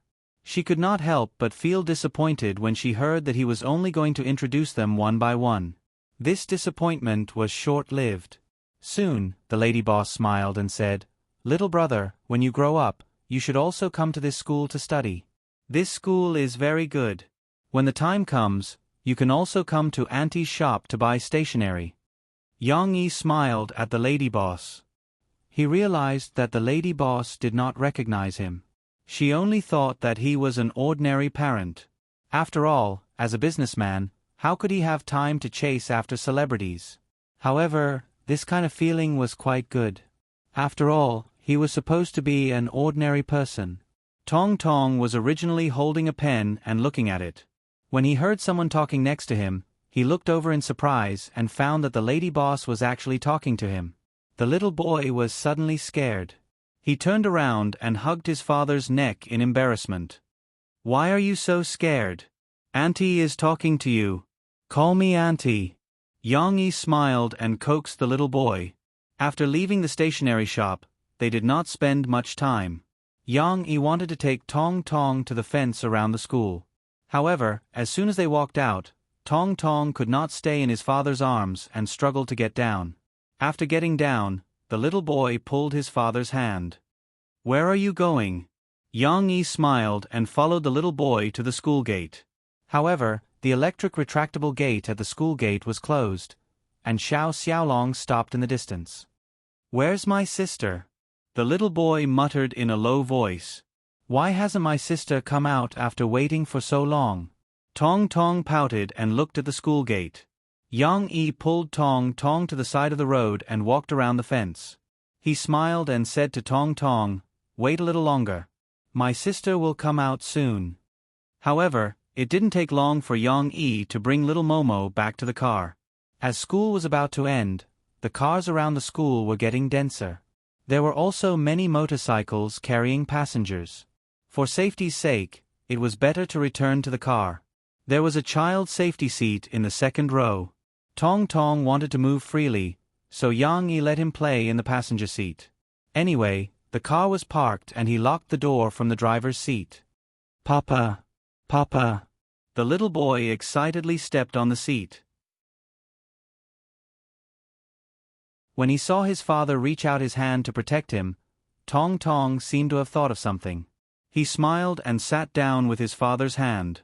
Tong Tong held his father's hand and began to study his father's watch. His father seemed to have said that wherever the hand pointed, his sister would come back. Tong Tong was quite serious. He frowned and shook his head left and right. He held his father's watch and studied it. Yang Yi and Murphy, who was sitting in the back, looked at each other and smiled. However, they did not disturb Tong Tong's study. They just smiled and looked at the little boy who was studying the watch enthusiastically. School was finally over, and as soon as the door opened, there were already some impatient little boys running wildly. Behind them, there were also many primary school students carrying their school bags, running and skipping. Some were chatting with their classmates, and some were looking left and right. Soon, they found their parents in the crowd waiting outside, and ran over with a face full of surprise. Tong Tong stepped on the seat and pressed his two hands on the edge of the car window. He looked at the crowd with rapt attention. "Soon, your sister will come out soon. But you have to pay attention," Yang Yi said with a smile. Tong Tong did not care about his father. He stuck his little butt out and looked at the crowd with his big eyes. He did not know how long he had been looking, but he was a little dazed and could not concentrate. Suddenly, Tong Tong heard his mother whisper, "Look, it's your sister." Tong Tong looked over in a daze. Wasn't that right? His sister was tall, so she stood out among the elementary school students.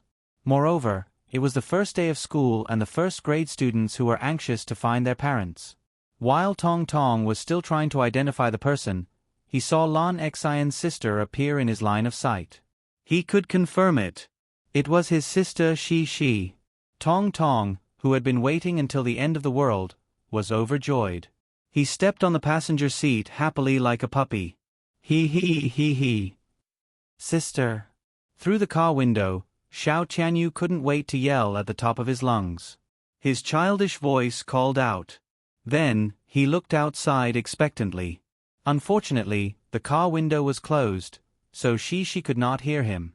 The little girl was still talking to Lu Xiaoyu excitedly.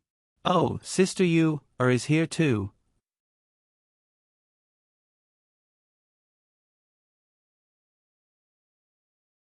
Chapter 1197.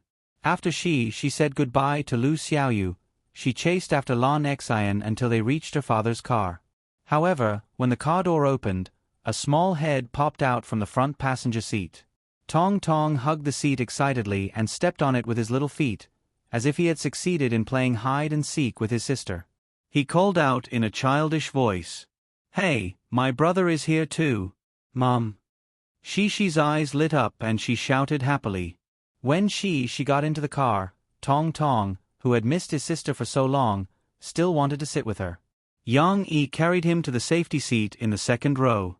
The little boy struggled to get down and stepped on the carpet with his closed feet. He groaned and wanted to walk through the middle aisle to squeeze with his sisters in the third row. Lan Xian found out and shouted, "No, Tong Tong, there's no more space here." Her sister was the best. She had an idea. She giggled, stretched out her hands and said, "Little brother can sit on my lap. I'll hold you. He'll be very heavy." Lon Xin shouted for Shi's sake. "That's right." Cici smiled as if she had suddenly realized something. Of course, for safety reasons, Tong Tong was still caught by her father. "Oh no. Be good. Otherwise, I won't play with you anymore." "Yes, little brother, don't cry. Be good." Because of Tong Tong's tantrum, the car was noisy all the way. She couldn't find a chance to talk about her own affairs. When they got home, Murphy helped She take down her small school bag and asked with a smile, "What's new at school today? Why didn't I see you mention it?" Like an athlete hearing the starting gun, Shi's eyes lit up. She said excitedly to her mom, "Yes, Mom. Let me tell you. In the class meeting just now, our teacher was asking who was going to talk about the most interesting things during the summer vacation. I was the first to raise my hand." As soon as Yang Yi entered the door, She ran over, took his hand, and said enthusiastically, Hee, Papa, come here too." "What are you doing?" Yang Yi smiled and let the little girl pull him to the sofa and sit with Murphy. Then, Tong Tong, who was happily dancing and playing with steamed bun, was pulled over by his sister. He sat between his parents with a confused expression on his face. Only then did she continue. The little girl looked a little regretful as she said, "I originally wanted to tell many stories, but the teacher said that I can only tell one story."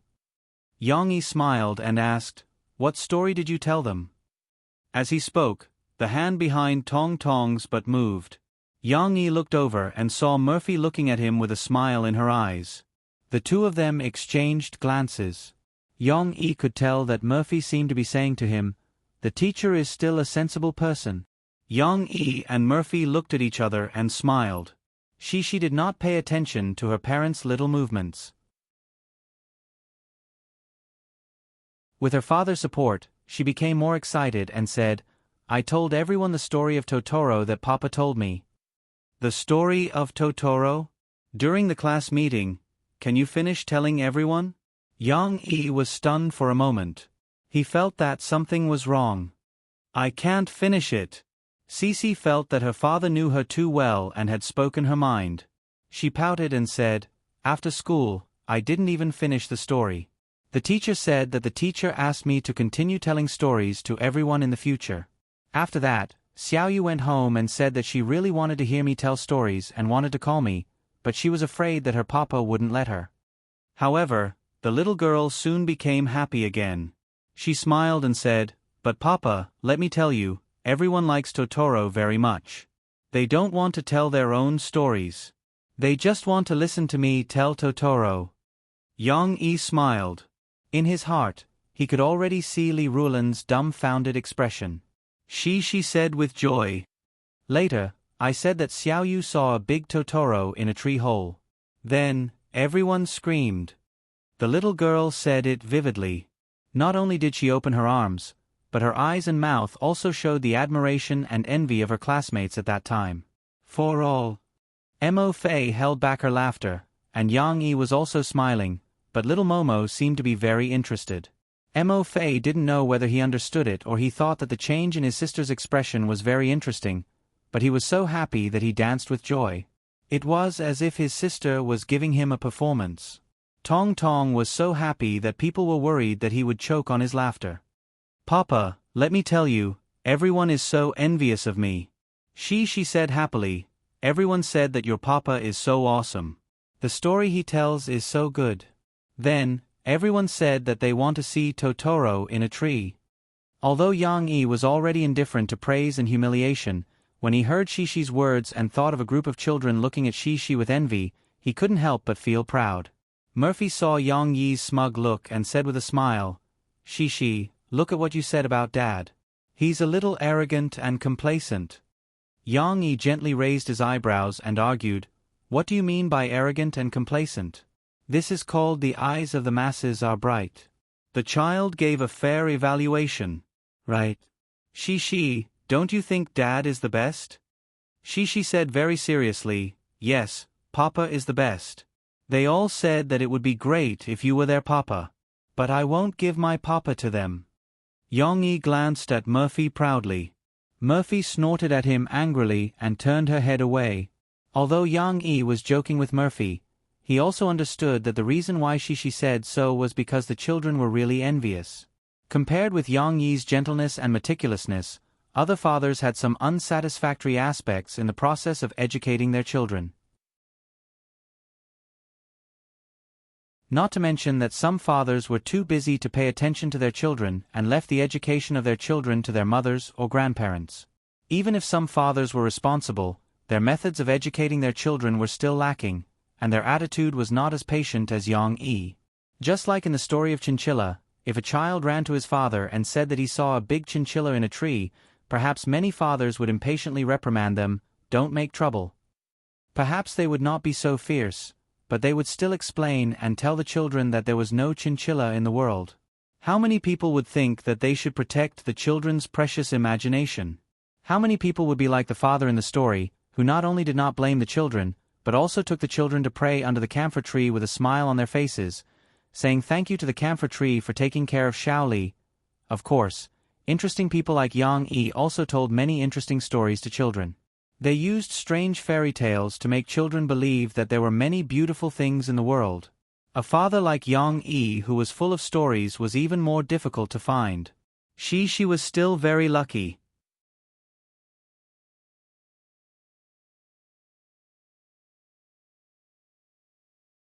Chapter 1198. Although the mainstream media did not pay much attention to it, most people did not know that Yang-yi had brought many cartoon characters to the world through fairy tales, picture books, comic books, and even through the transmission of cartoons. These characters were already familiar to children, and even some adults who were still childish at heart. Just like Xiong-dae and Xiong-er from Yang-yi's previous life, or Pleasant Goat. Although they were not as popular as some traditional cartoon characters, in the eyes of the new generation of children, the cartoon characters from stories such as Snowbow, Princess Elsa, Snow White, and Ice Age had already created a beautiful fantasy world for them. For example, the complete comic book, Ding Dang, that Yang-yi had just released was currently selling like crazy on the market. Many children were repeating the heroic deeds that Shi's children had done half a year ago, such as shouting "memory bread" at the textbook or shouting "time machine" at the drawer. Yang-yi had also made plans to release Totoro as an animated movie in the future. He believed that Teacher Gong's classic works would gradually appear on the big screen. After a certain period of time, Ding Dang, Totoro, and other cartoon characters would become deeply engraved in the minds of children who grew up in Shi's generation. Naturally, these would also become new classics, and they would continue to be used for a long time. Let's not talk about these for now. The new semester of the second-grade student, Shi, continued happily. As she was very smart and well-behaved, and this little girl was positive and optimistic. There were not many things that her parents needed to worry about. Therefore, Yang-yi and Murphy began to pay more attention to the little girl's psychological state, how she interacted with her classmates at school, and the progress of her studies every day. Gradually, they began to put more effort into Tong Tong's education. After all, Tong Tong was almost 2 years old, and it was time for him to learn some complicated things. For example, Murphy would deliberately use some simple and interesting children's songs or tongue twisters to teach Tong Tong some difficult pronunciations, teach him some new vocabulary, and teach him to speak fluently. As for Yang-yi, he taught him to do things that he should learn to do independently. For example, this morning, after sending Shi to school, Yang-yi prepared to go to the studio with Murphy to practice a new song. When they were about to go out, Yang-yi brought Tong Tong's little sandals and said to the little girl, who knew that she was going out to play and was already sitting on the small bench in the hall, "Today, you can try on the shoes yourself, okay? Daddy heard from elder sister that you are very smart and can do many things by yourself. Daddy also believes that you will definitely be able to wear your shoes well." His father's praise had some effect. Little Hua Hua took his little shoes and placed them on the ground. He lowered his head to study his shoes as he mumbled in a choked voice, "Hua Hua is great." He was quick to praise himself, but when it came to wearing shoes, he was still a little lacking. The little boy grabbed a small shoe and struggled to put it on his left foot. It was unknown whether it was a coincidence or not, but little Momo managed to get the right and left sides of the shoes right. However, little Momo was fuming and trying to fit his disobedient feet into the shoes for a long time. However, he was either stuck on one toe or the other, or he was trying to fit his feet into the wrong side holes. Steamed Bun wagged his tail and came over. He stuck out his tongue and stood at the side watching. He seemed to understand that his little master was in trouble, so he twisted his head and tried to bite Tong Tong's little shoe to help him. However, Yang Yi was quick to react and stopped it. Tong Tong was still focused on putting on his little shoe. Yang Yi was impressed that the little boy seemed to have learned from his elder sister's tenacity. Even though he failed a few times, he did not give up. The little boy heaved a sigh of relief. He got down from the stool and sat on a flatter ground before putting on his shoes again. This time, Tong Tong was finally able to move his little feet. After trying twice, the little boy finally managed to put on his shoes. Although the side of the shoe was facing the upper side of the shoe, Tong Tong looked at it and cleverly turned it around and straightened the shoe. Next, of course, Tong Tong had to stick the magic tape on the sandal. This was easy because Yang Yi had thought it through. The magic tape did not buckle, and Tong Tong had seen how his parents helped him put on his shoes. The little boy stuck the magic tape on and was ready to put on his other shoe. "Wait a minute. You haven't tightened the tape." Yang Yi smiled and stretched out his hand to hold the little boy's left foot. He gestured and explained to Tong Tong gently, "Look, Daddy is going to pull the tape on the sandal so that it's tight." Tong Tong's little mouth opened slightly, revealing his moist and rosy lips. He looked at his father's actions and seemed a little silly, cute, and confused. After a while, when Tong Tong was putting on his second shoe, he followed his father's instructions and carefully pulled the magic tape on the sandal. Then, he put on his right shoe. "Not bad, not bad." Yang Yi smiled and clapped his hands. He even gestured to Tong Tong. After putting on his shoes, Tong Tong, who had been walking on the floor, looked up and saw the little boy, who had been wearing a serious expression, running over with a smile and high-fiving his father. Although Tong Tong did not say anything, he still felt a sense of accomplishment. Yang Yi and Murphy had reached a deeper level of cooperation with Rivertown. Not only did they promote the cooperation in the Sahara Desert, but also, as Gua Zhangyan had suggested, Yang Yi and Murphy would become Rivertown's tourism and cultural promotion ambassadors. However, this was voluntary. Yang Yi did not ask for a single cent of the endorsement fee from the government. On one hand, he did not need the endorsement fee, and both parties were in a mutually beneficial relationship. On the other hand, he also considered his relationship with Gua Zi. He was worried that someone would use this opportunity to make things difficult for Gua Zhangyan. Therefore, he did not want the endorsement fee, just like how he had done free publicity for the Southwest Military Region in the past. Some things should be done, and benefits should not be taken too seriously. Yang Yi had prepared the song today for Murphy's new album to be released at the end of the year. Of course, it was also in line with his promotion of Rivertown. However, Yang Yi and Murphy's discussion on music did not need to be repeated. Murphy played the piano. After a while, she suggested to Yang Yi, "Let's buy a professional grand piano at home. She, it's time to learn how to play the piano systematically." However, Yang Yi had always been cautious about the issue of she learning how to play the piano. Therefore, when he heard Murphy's request, he pondered.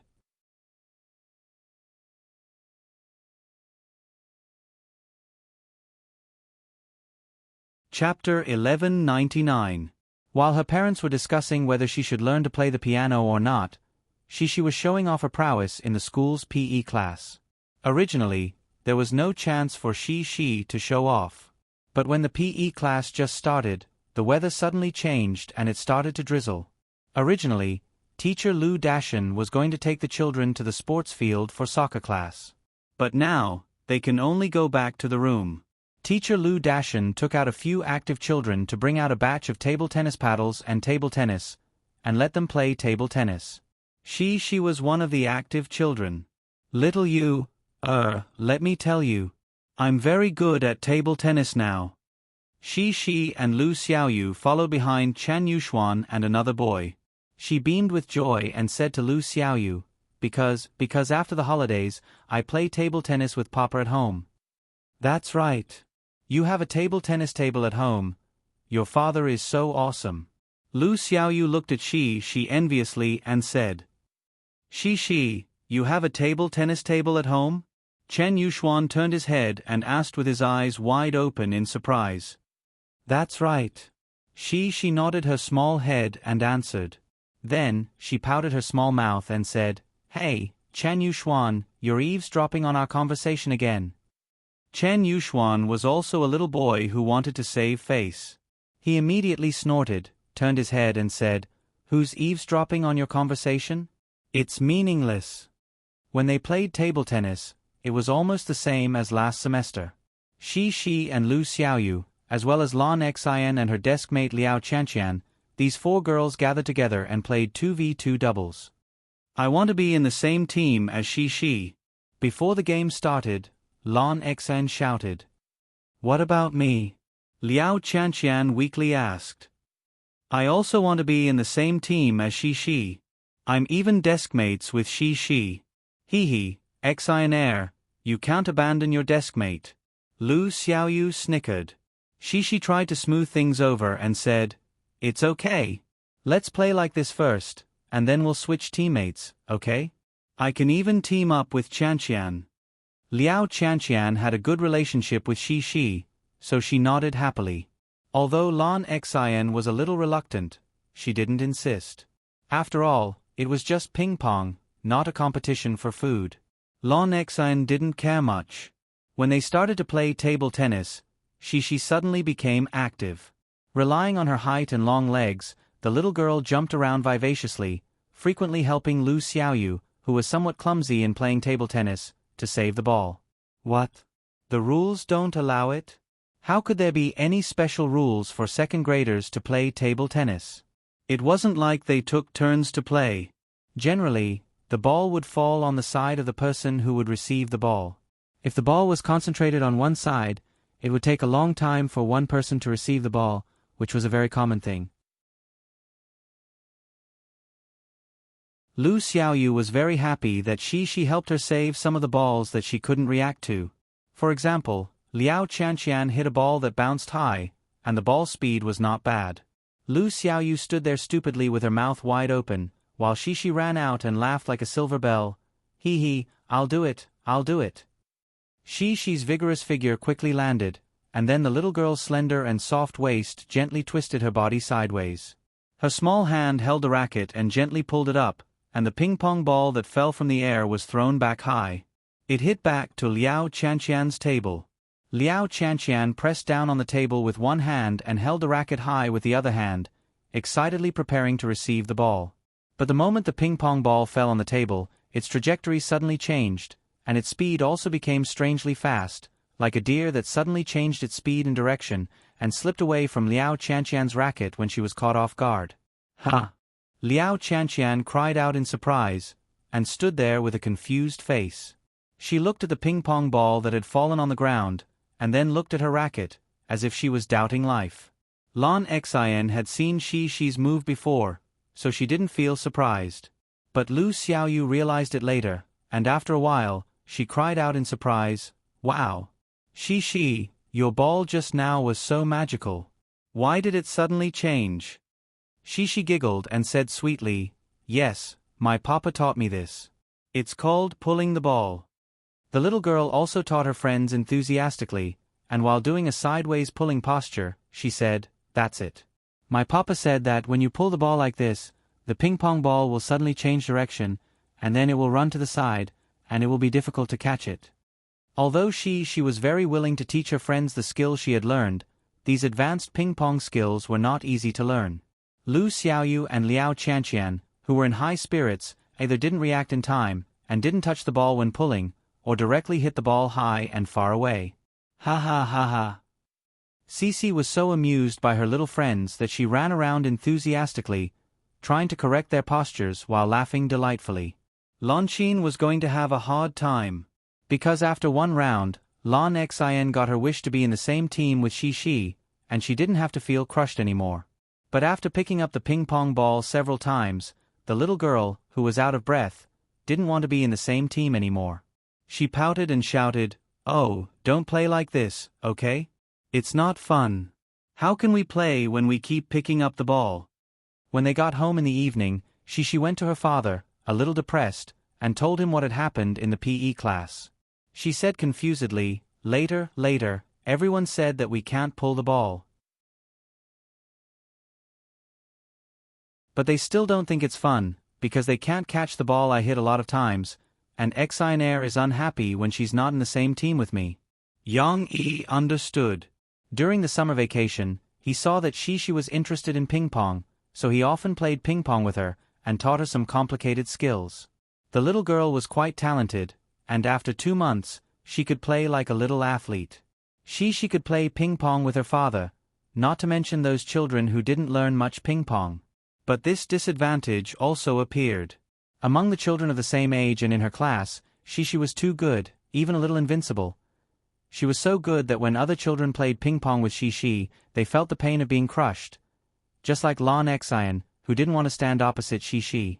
Maybe today's ping pong game hadn't reached the point where her friends were tired of it, but if Shishi continued to be so invincible, he was afraid that in the future, no one would be willing to play ping pong with Shishi in the PE class. Yang Yi hesitated for a moment, and found that this problem was a little unsolvable. After all, he couldn't let other children learn ping pong so hard, so that they could catch up with Shishi, who had left them far behind. He also didn't want Shishi to be isolated by other classmates. That's all you can do. When you're at home, you can play ping pong with your father as much as you want. But when you play ping pong with others at school, you can't use all your strength. You have to learn to restrain your strength. For example, you have to consider what kind of ball you should hit when Xiaoyu is standing opposite you, so that Xiaoyu can catch it. Yang Yi said with a wry smile. That's difficult. Little fishy can't catch many balls. It has to be very, very light and very, very slow. Cici blinked her big eyes in confusion. Why do you have to play like this?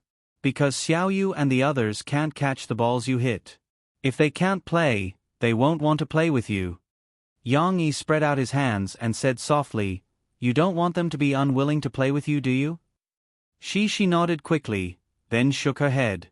She pouted and said with grievance, No, I don't want them to play with me.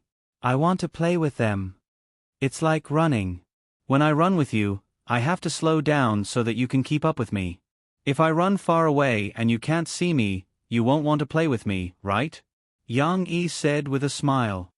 It's the same reason. When we get along with our friends, we also have to consider their feelings. We can't make our friends feel uncomfortable just because we want to play ping pong. She took her father's hand, twisted her little but sadly, and whispered, Then, Papa, what should I do? You have to learn to restrain your strength. See how they like to play. Then you can hit some balls that they can catch. Yang Yi said with a smile, speaking of which, it's also very difficult. It's not less difficult than playing pull, draw, and small angle balls. Let's have a try, okay? Just take it as a challenge. Let's try our best to conquer it. In this way, we can have more fun with our friends. Why not have a try? All right. I'll challenge it, too. The little girl inexplicably regained her interest and nodded energetically to her father.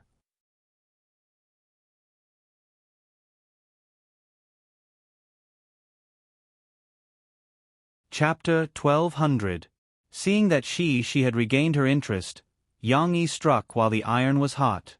He smiled and asked Shishi, Daddy wants to discuss something with you, okay? Okay.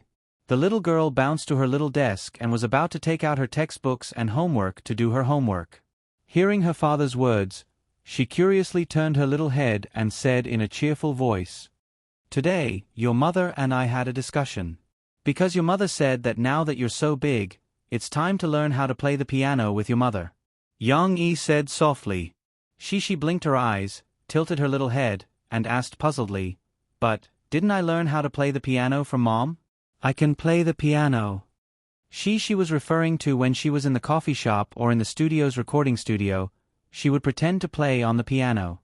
Yang Yi laughed, rubbed the little girl's cute little head, and said, "That's not the same. When we talk about learning how to play the piano, we don't mean randomly pressing the keys on the piano. Instead, we want you to be like Daddy, who can use the correct posture to play a beautiful song." This guy even pulled She's little stool to sit down and assumed the posture of playing the piano. He even had an intoxicated look on his face, as if Uncle Fay was singing. He he. She was amused by her father's exaggerated performance. She grabbed her father's arm, puffed out her little chest, and raised her little head to laugh for a while. Then she crisply responded, "Okay, I want to learn how to play the piano from Daddy." Yang-yi was overjoyed, but he still coughed twice, waved his hand, and said, She, don't decide so quickly. Daddy wants to tell you what to do in the future if you want to learn how to play the piano." Yang-yi's expression became serious. He counted with his fingers and said to She, "Right now, we're waiting for you to finish your homework. Then we'll have dinner together and go for a walk. And walk steamed bun. Steamed bun will also go for a walk with us." She added eagerly. "You can't interrupt when others are talking. It's impolite." Yang-yi pinched She's little nose and said with a smile, "If you want to talk, you have to wait for me to finish. Understand?" Although Yang-yi didn't mind, he considered that she was talkative. If he allowed her to continue like this little girl would easily be annoying in the future. Therefore, Yang-yi wanted to gradually teach She some etiquette so that this little girl who couldn't stop herself would learn to hold back at appropriate times. Of course, Yang-yi would not deny She the opportunity to tell her story at length. On the contrary, Yang-yi encouraged She to continue to tell her story, allowing her to constantly hone her eloquence. However, she had to pay attention to the occasion. The little girl shrunk her head embarrassedly and giggled. "After the walk, I usually let you watch TV. Then I'll take a shower, read a book, and sleep." Yang-yi listed out briefly and then said softly, "But there will be a little change in the future. After we come back from the walk, you can also watch cartoons, but you can only watch for an hour. Isn't your cartoon only on until 8:30? In other words, after 8:30, we can't watch TV. You can take a shower first, then go downstairs and practice playing the piano. Usually, from Monday to Friday, you have to seriously play the piano for half an hour before you can read a book and sleep. On the weekend, we will choose a free time in the morning or afternoon to practice for an hour." She looked at her father in surprise. At this time, she felt that things weren't as simple as they seemed. Yang-yi smiled and said, "So, if you really want to learn how to play the piano, you have to treat it as seriously as you do your homework. Also, I'll tell you the truth. You see how good your parents are, but whether it's learning how to play the piano, learn how to dance, or learn how to sing, it will take a long time and perseverance to practice. Look at your mother. Doesn't she wake up every morning to practice her voice?" Only now did she understand that learning how to play the piano wasn't as simple as playing in front of the piano as she had imagined. It actually required so much practice, and she wouldn't have the opportunity to watch other TV shows with her parents in the future. Regarding this, she couldn't help but be a little absent-minded. After nodding her little head blankly, the little girl carefully grabbed her father's hand and snuggled up to him, who was sitting on her chair. Her eyes were delicate and she looked very delicate. Every success isn't easy to come by. Yang-yi gently stroked She's soft hair and gently enlightened her. "Think about it, at the end of last semester, you finally got the first place in class and even received Teacher Lee's praise. Was it because you had been paying attention in class and doing your homework seriously? The other children didn't work as hard as you, so they couldn't compare to you. You were the best." Her father suddenly talked about his happiest moment. She came back to her senses and shyly twisted her body next to her father, giggling. "It's the same for playing the piano. If you want to be like your parents and be able to play good music, you also need to spend some time practicing hard." Yang-yi struck while the iron was hot and said, "But you don't have to worry. When you practice the piano, your parents will be by your side, teaching you how to play the piano, and practicing with you. That way, you won't feel lonely." In fact, Murphy's requirements were even stricter.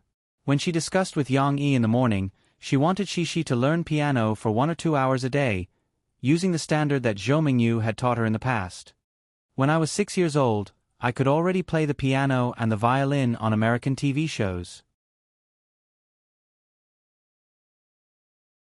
Murphy said to Yang Yi at that time, "At that time, I really spent a lot of time learning, and that's how I got to where I am now." However, Yang Yi didn't want Shishi to lose the happiness that she should have. He argued with Murphy for a long time, and in the end, he only allowed Shishi to practice the piano for half an hour. Shishi's 1 hour of free time to watch cartoons was reserved. At the same time, Yang Yi also reserved 1 hour of free time for Shishi before she went to bed. During this 1 hour, Shishi would sometimes video chat with Lu Weisha, talking about interesting things that happened around her. Sometimes, she would take out her dolls to play house. Of course, there was also reading before she went to bed. It was worth mentioning that she would often read books with Tong Tong. Although Tong Tong couldn't understand books, he liked to stick to his sister and listen to her excitedly read the stories in the books. Compared to other children who were pressured by heavy schoolwork, such as Lan Xian, who had a big problem doing homework, and compared to other children who had to make up for various classes, such as Yang Luoqi, who often didn't have time to go to Shishi's house to play on weekends, Shishi could only practice piano with her parents for half an hour at home. She was already very happy to be able to play freely for the rest of the time. Although Yang Yi hoped that Shishi could grow up to be a very outstanding girl, he also hoped that Shishi could have a happy childhood, where the family didn't have to worry about food and clothing. If she didn't want to learn piano, Yang Yi wouldn't force her. Therefore, after some description and persuasion, Yang Yi smiled at Shishi and said, "After listening to what Papa said, if you feel that learning piano every day is very tiring and you don't want to learn, it's okay. We can still watch TV together at night like before. But if you still want to learn piano from Papa or Mama, then you have to work hard in the future. You can't give up halfway, or else Papa and Mama will be disappointed. Of course, Papa and Mama still believe that you are a girl with a lot of perseverance. When you play piano in the future, you will be better than Papa and Mama." It was rare for Shishi to patiently listen to her father's words. She hesitated for a moment, then pouted and said, "I also want to play the piano very well like Papa, but I only want Papa to teach me, okay?" Murphy, who was hiding and eavesdropping nervously, was speechless.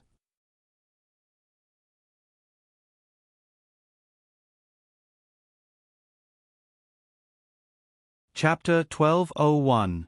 Yang Yi knew that Murphy was eavesdropping, because Yang Yi wanted to talk to Shishi.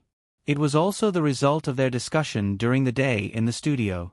Therefore, when he heard that Shishi only wanted him to teach her, Yang Yi was a little surprised at first, and then he immediately imagined what kind of complicated expression Murphy would have when she heard this sentence. It should be known that the idea of letting Shishi learn to play the piano was put forward by Murphy. Murphy naturally wanted to cultivate Shishi to become a versatile girl like her mother. In other words, Murphy wanted to teach Shishi herself, instead of finding another pianist outside. Although Yang Yi usually liked to be jealous of Murphy because of their children's preferences, that was only a joke.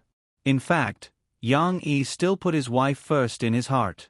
Therefore, after feeling sorry for Murphy for a second, Yang Yi quickly coughed twice and said to Shishi, "Shishi, it may not be possible for Papa to teach you alone. Because sometimes Papa is not free, Papa and Mama will teach you together, okay?" Shishi pouted her small mouth, shook her small head, and wanted to speak. Yang Yi's eyes were sharp and his hands were quick. He quickly covered the little girl's mouth, and then winked at her. Shishi could not speak, and was still a little confused. Seeing her father's crazy winks, she was even more confused.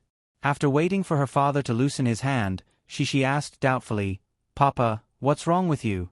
Did sand get in your eyes?" The little girl was also convinced by her sudden whim.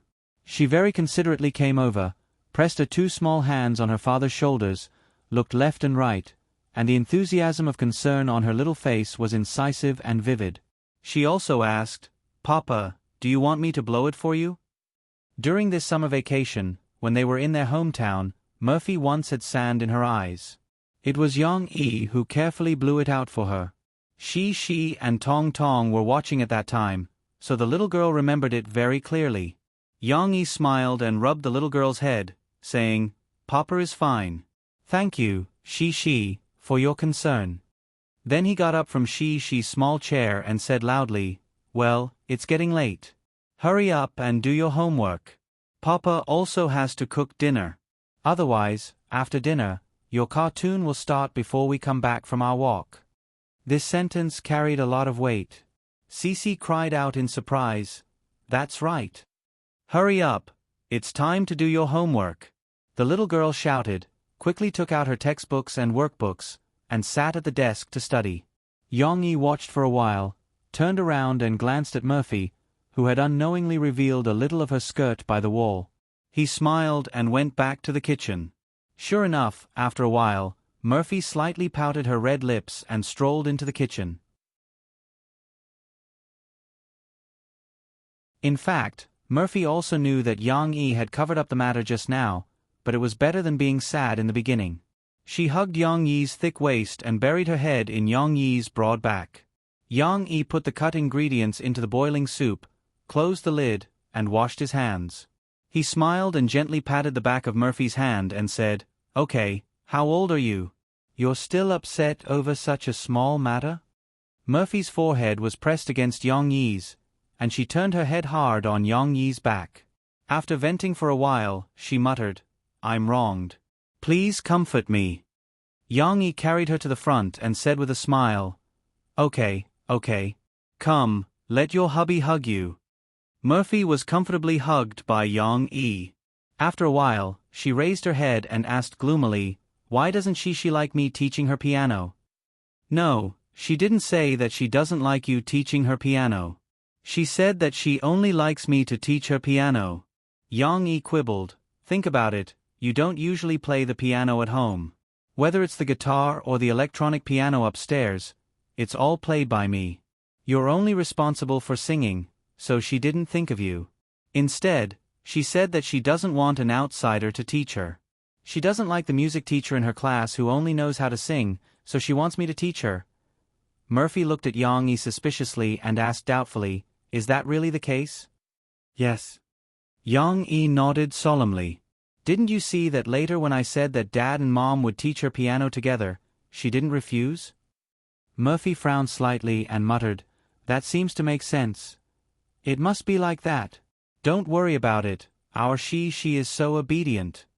Yang Yi smiled and patted Murphy's back. Then, he gently kissed her forehead and said with a smile, "You're still acting like a spoiled child. Look at your forehead, it's red." Just when Yang Yi was kissing Murphy, Tong, who couldn't find his mother in the living room, came looking for her. He passed by his sister who was seriously doing her homework, and then poked his little head into the kitchen that wasn't closed, just in time to see this scene. Yang Yi heard the noise and turned his head to look, but the little guy shrank his head back and ran away for some reason. "Oh no, you've been seen by Mommy," Yang Yi said with a smile. After experiencing Cece's betrayal, Mo Fei was a little dependent on Yang Yi at the moment. She refused to let go of Yang Yi's arms and hugged him tightly. She snorted and said, "So what if you see it? It's natural for a mother to hug a father." "That's right, you little brats are always hugging Dad, and you're not allowing Mom to hug you?" On the other hand, outside the kitchen, after little Momo ran away, she ran to the side of her sister's table, grabbed her sister's thigh, shook it, and called out in a childish voice, Sister. Brother, don't disturb sister. Sister has to do her homework."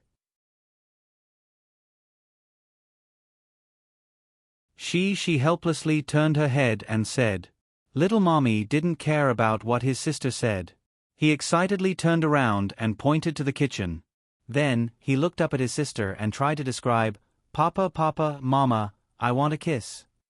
It seemed like there was an additional word, want, but this was the best explanation Tong could give at this stage. Therefore, after a while, Murphy, who was speaking eloquently just a moment ago, let go of Yang Yi's hand with a red face. She looked at the two little heads that were poking their heads over and said unhappily, "Yang Shi, why are you here to be naughty? Don't you want to do your homework?" He. She snickered and ran away with her little brother. These little episodes were nothing. Before going to bed at night, When Yang Yi was reading with Shi, he brought up the question that he had interrupted in the evening again. Shi, Dad wants to ask you a question. Yang Yi said softly, why don't you want Mom to teach you how to play the piano? Shi blinked and said, because I want Papa to teach me how to play the piano. Of course, before Yang Yi could continue to ask, Shi said the rest of her willingness. The little girl slightly pouted and said, when Mom taught me, she was very fierce. I still like Papa. When Mom taught you, was she very strict? So sometimes, you are very afraid of Mom? Yang Yi asked carefully. Yes. She nodded her little head. But what Mom taught you, such as teaching you how to dance, you actually like what Mom taught you, right? Because Dad saw that you learned very well. You know that Dad doesn't know how to dance, but Dad is still very pleased to see you learn so well. Yang Yi said with a smile, if Mom didn't get angry so easily when she taught you, and was also more kind, like Dad, using more good methods to teach you, wouldn't it be easier for you to accept it? Yang Yi wanted to understand clearly, and then privately change a way to tactfully mention it to Murphy. Shi nodded and said seriously, yes, I like Papa to teach me. It doesn't matter, everyone has shortcomings. Both Dad and Mom have them. Dad will also help Mom improve, make you like Mom more, and then you will also like Mom to teach you how to play the piano, okay? Yang Yi said with a smile, you don't know, but Mom hopes that you can play the piano. She thinks that after you learn how to play the piano, you will be as beautiful and talented as Mom, so she has always wanted to teach you how to play the piano. She is very concerned about you. She opened her eyes wide, looked at her father, and then shyly smiled, and then hugged her father's hand, bashfully, and said with a smile, Then, I will also like Mom, because I like Mom very much, but I don't like Mom to be fierce when teaching me. In the future, I will like Mom. Seeing the little girl trying her best to explain, Yang Yi laughed heartily. Then Daddy promises you that Mommy will be like Daddy in the future. As long as you're obedient, Mommy won't lose her temper at any time. That way, you can like Mommy all the time. Yang Yi also deliberately learned Shi's way of expression.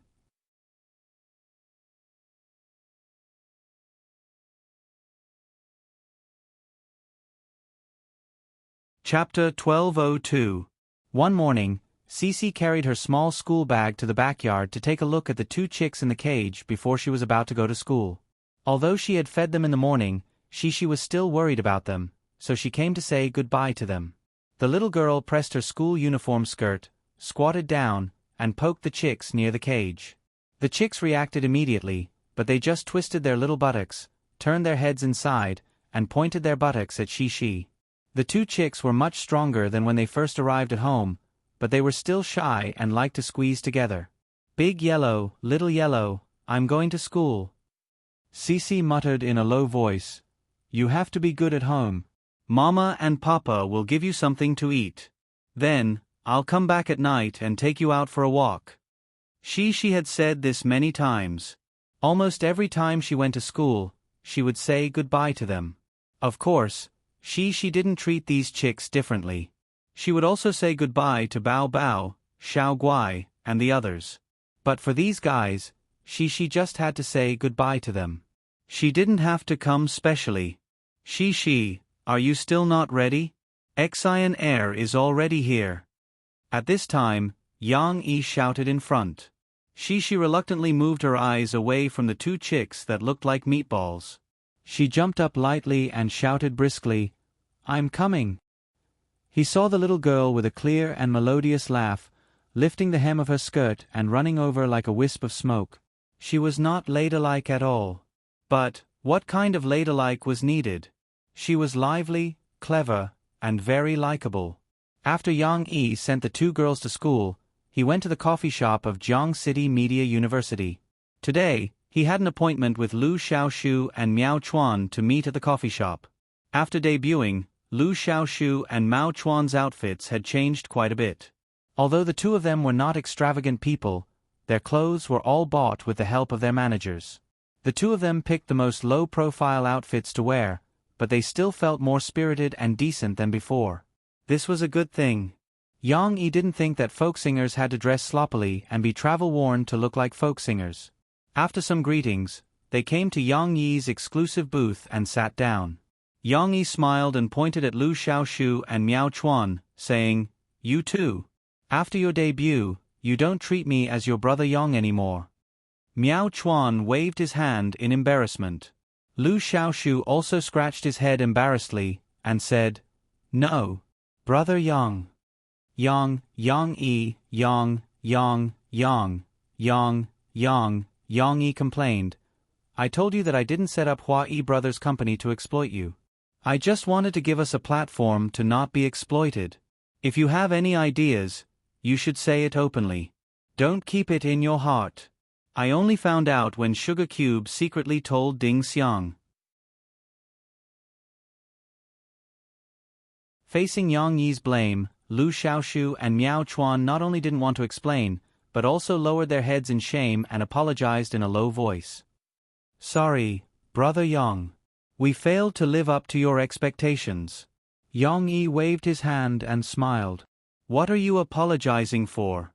I should be the one apologizing. I was only concerned about Murphy's concert and the children's affairs. I didn't care much about you." Lu Xiaoshu and Miao Chuan quickly waved their hands. Yang Yi didn't want to beat around the bush with his own people. He gently waved his hand and said, "Okay. Let's not talk about this today. Let's talk about your future plans. My plan is to arrange a vacation for you. You should have a good rest and don't ruin your health. Then you can tell me, what do you want to do after the vacation? I want to hear your thoughts." Lu Xiaoshu and Miao Chuan looked at each other. In the end, it was Lu Xiaoshu who spoke. He whispered embarrassedly, "Brother Yang, in the future, we can still take on some jobs, but not too often. We found that after taking on too many jobs, we don't have time to think or inspiration to write new songs." Yang Yi waved his hand and said with a smile, "Jobs are a bit troublesome. Don't say that you can take on some jobs. If you don't like it, I can make the decision and ask Amo Xiaowan not to arrange anything for you. Just like Murphy, we don't ask for exposure. We just need to come up with sincere works to impress the fans." Lu Xiaoshu and Miao Chuan were happy at first, but then they felt bad and whispered, "Sister Xiaowan is doing it for our own good. In fact, we can still take on some jobs. My suggestion is that if you don't like it, don't take it.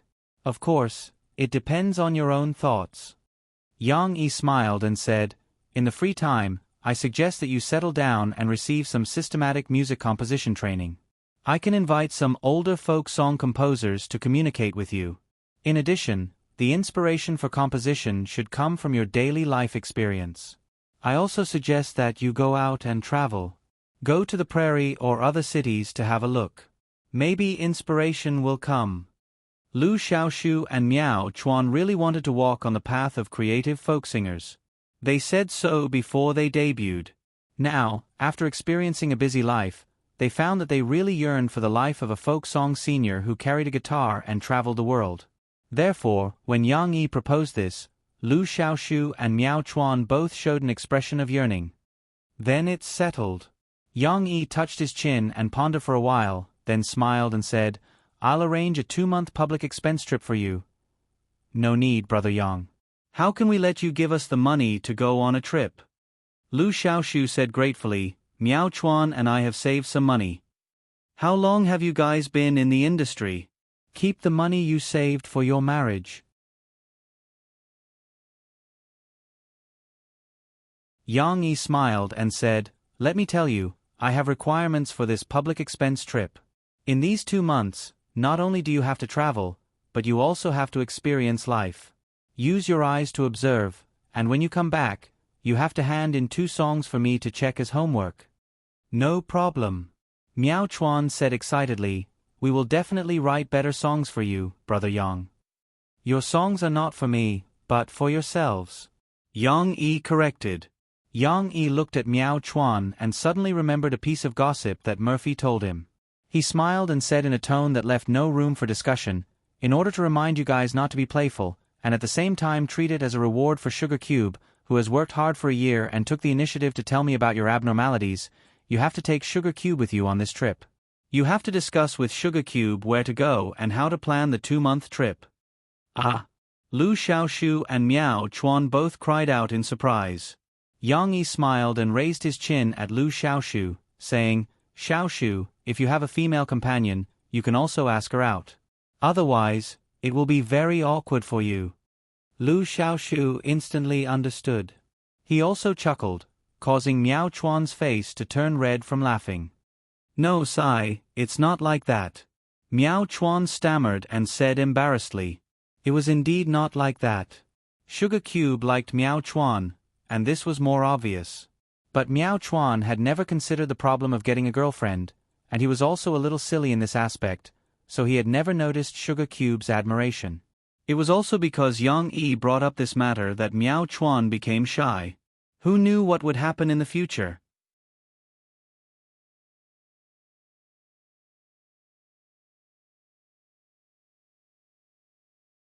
Chapter 1203. In the morning, when Shishi went to school, she still had a bright smile on her face.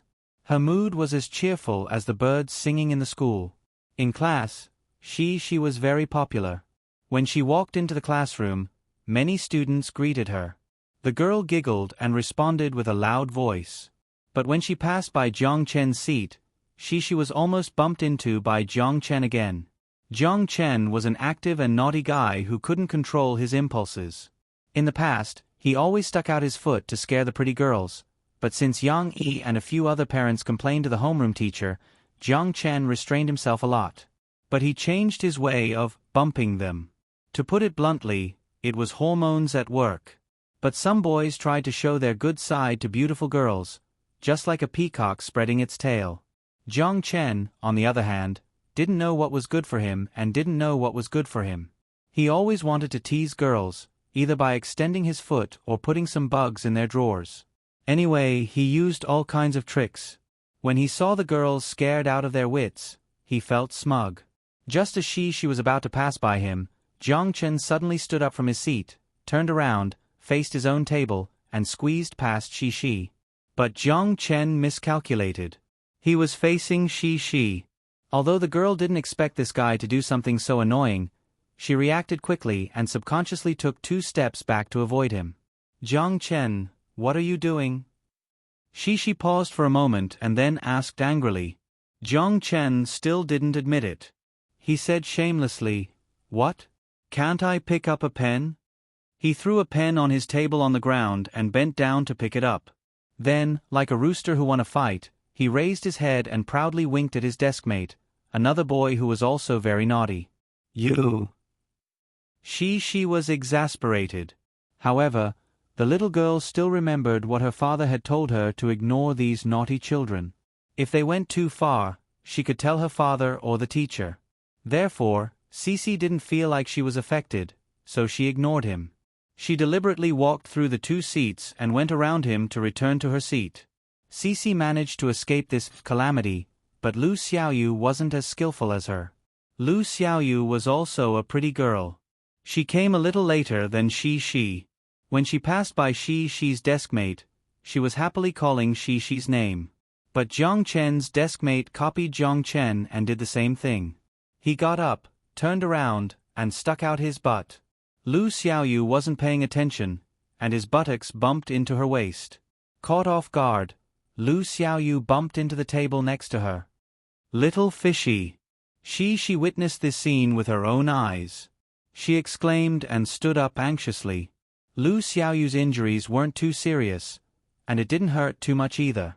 However, she was panicking when she heard another crisp sound.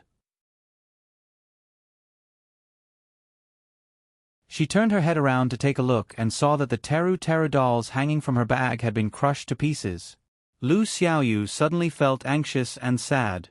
The little girl sniffled, squatted down, put her hands on her knees, buried her head in them, and began to cry.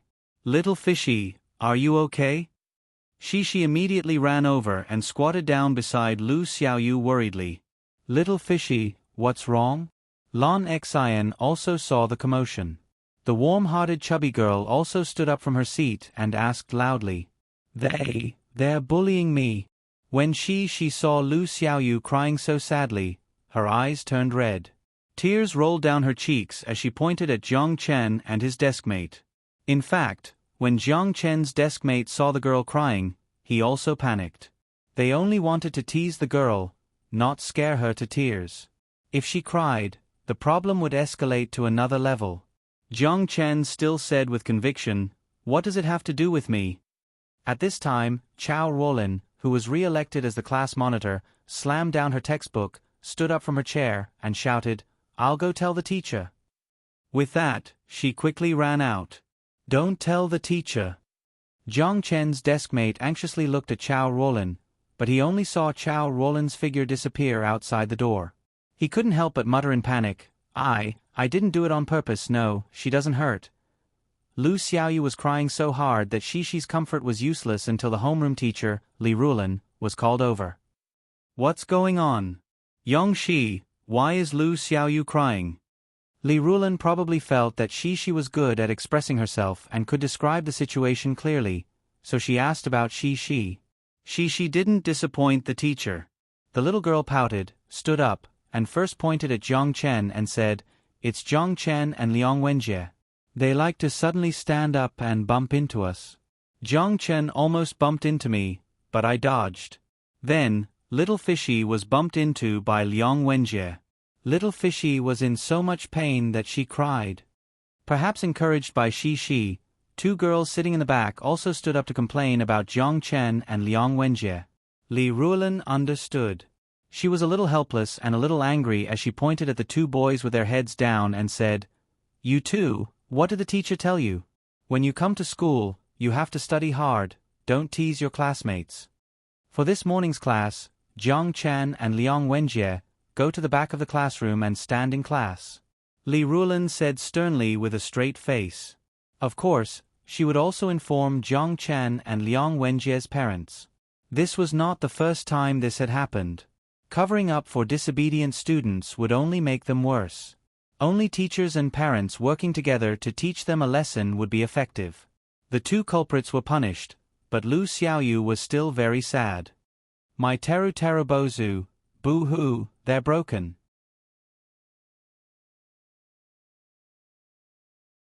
Lu Xiaoyu pouted and finally told the reason for her sadness under the teacher's questioning. "I see. It's okay. They're just two little dolls. Don't take it to heart, as long as you didn't fall." Li Ruolin let out a sigh of relief and comforted her with a smile. Adults and children looked at problems from different perspectives. Li Ruolin didn't know how important these two teru bozu were to children. Lu Xiaoyu changed her bag, but she still hung the teru bozu on her new bag. It was obvious how much she loved these two dolls. Seeing Li Ruolin pick up all the broken pieces of the teru bozu and throw them into the trash because she was worried they would cut their hands or feet, Lu Xiaoyu's tears began to fall again. Under the teacher's persuasion, Lu Xiaoyu and Shi returned to their seats, but Lu Xiaoyu still said to Shi sadly, "Shi, what should I do? My teru bozu is broken."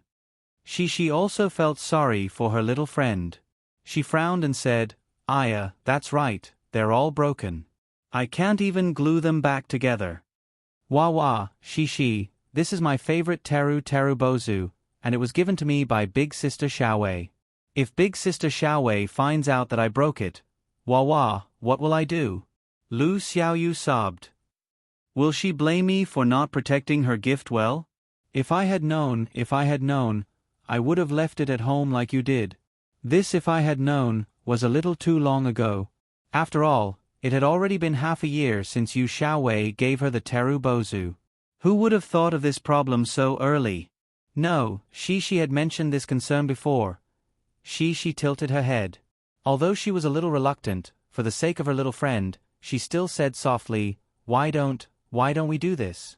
"Little you, I'll give you one of my teru bozu, okay? You can hang one on your bag, and Big Sister Xiaowei won't be unhappy. Then, you and I can both have teru bozu." "Really?" Lu Xiaoyu looked at Shi with tears in her eyes and asked in surprise. She nodded. Seeing that her little friend was happy, her mood also improved. She smiled generously and said, "That's right, we can. But which one do you like? Is it blue or red?" I'll give it to you tomorrow.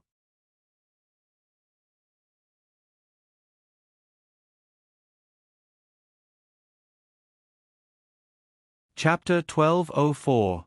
She didn't take the two boys' mischievous actions to heart. Instead, she was more concerned about the two broken Teru dolls. However, when the girl returned home in the evening, the sadness of having to say goodbye to her Teru dolls was temporarily dispelled by a new guest in the house. Some of the large cabinets and tables in the side hall had been moved away. Even Xiao Guai, Xiao Gray, and Don Du's cat tree and cat bed had been moved to the living room. Steamed Bun's dog bed was originally placed in the corner of the stairs, so it escaped the disaster.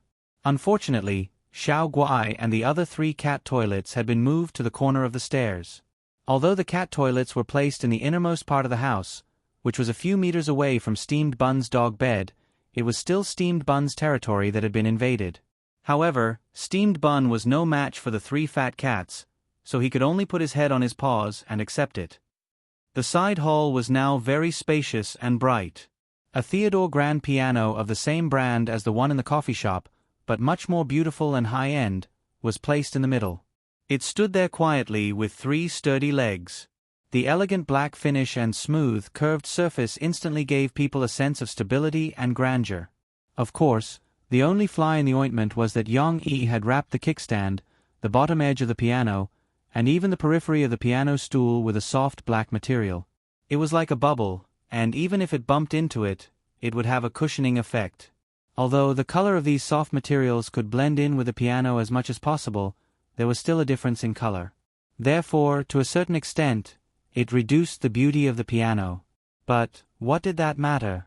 For the sake of the child's safety, Yang-yi had made a lot of protective devices. Not to mention that the other furniture in the house had similar packages. The piano's cover and top cover were equipped with an electro-hydraulic device similar to the electric tailgate of a car. Not only could it be opened and closed electrically, but it also had an intelligent sensor and automatic stop function to prevent the child's hand from being caught. Not to mention this piano was top-notch in terms of timbre and configuration. But in Cece's opinion, what surprised her the most was the beauty of this piano. When the little girl was brought to the side hall by her father to see it, she was pleasantly surprised and let out a wow. So beautiful! Fascinated, she reached out and stroked the piano's lacquer surface. It was as smooth and delicate as marble. It was very comfortable to touch, and the little girl could see the beautiful golden strings inside. No wonder she couldn't help but admire it. Tong Tong followed behind his sister. Originally, Tong Tong was not interested in playing the piano, but he liked to imitate his sister's movements.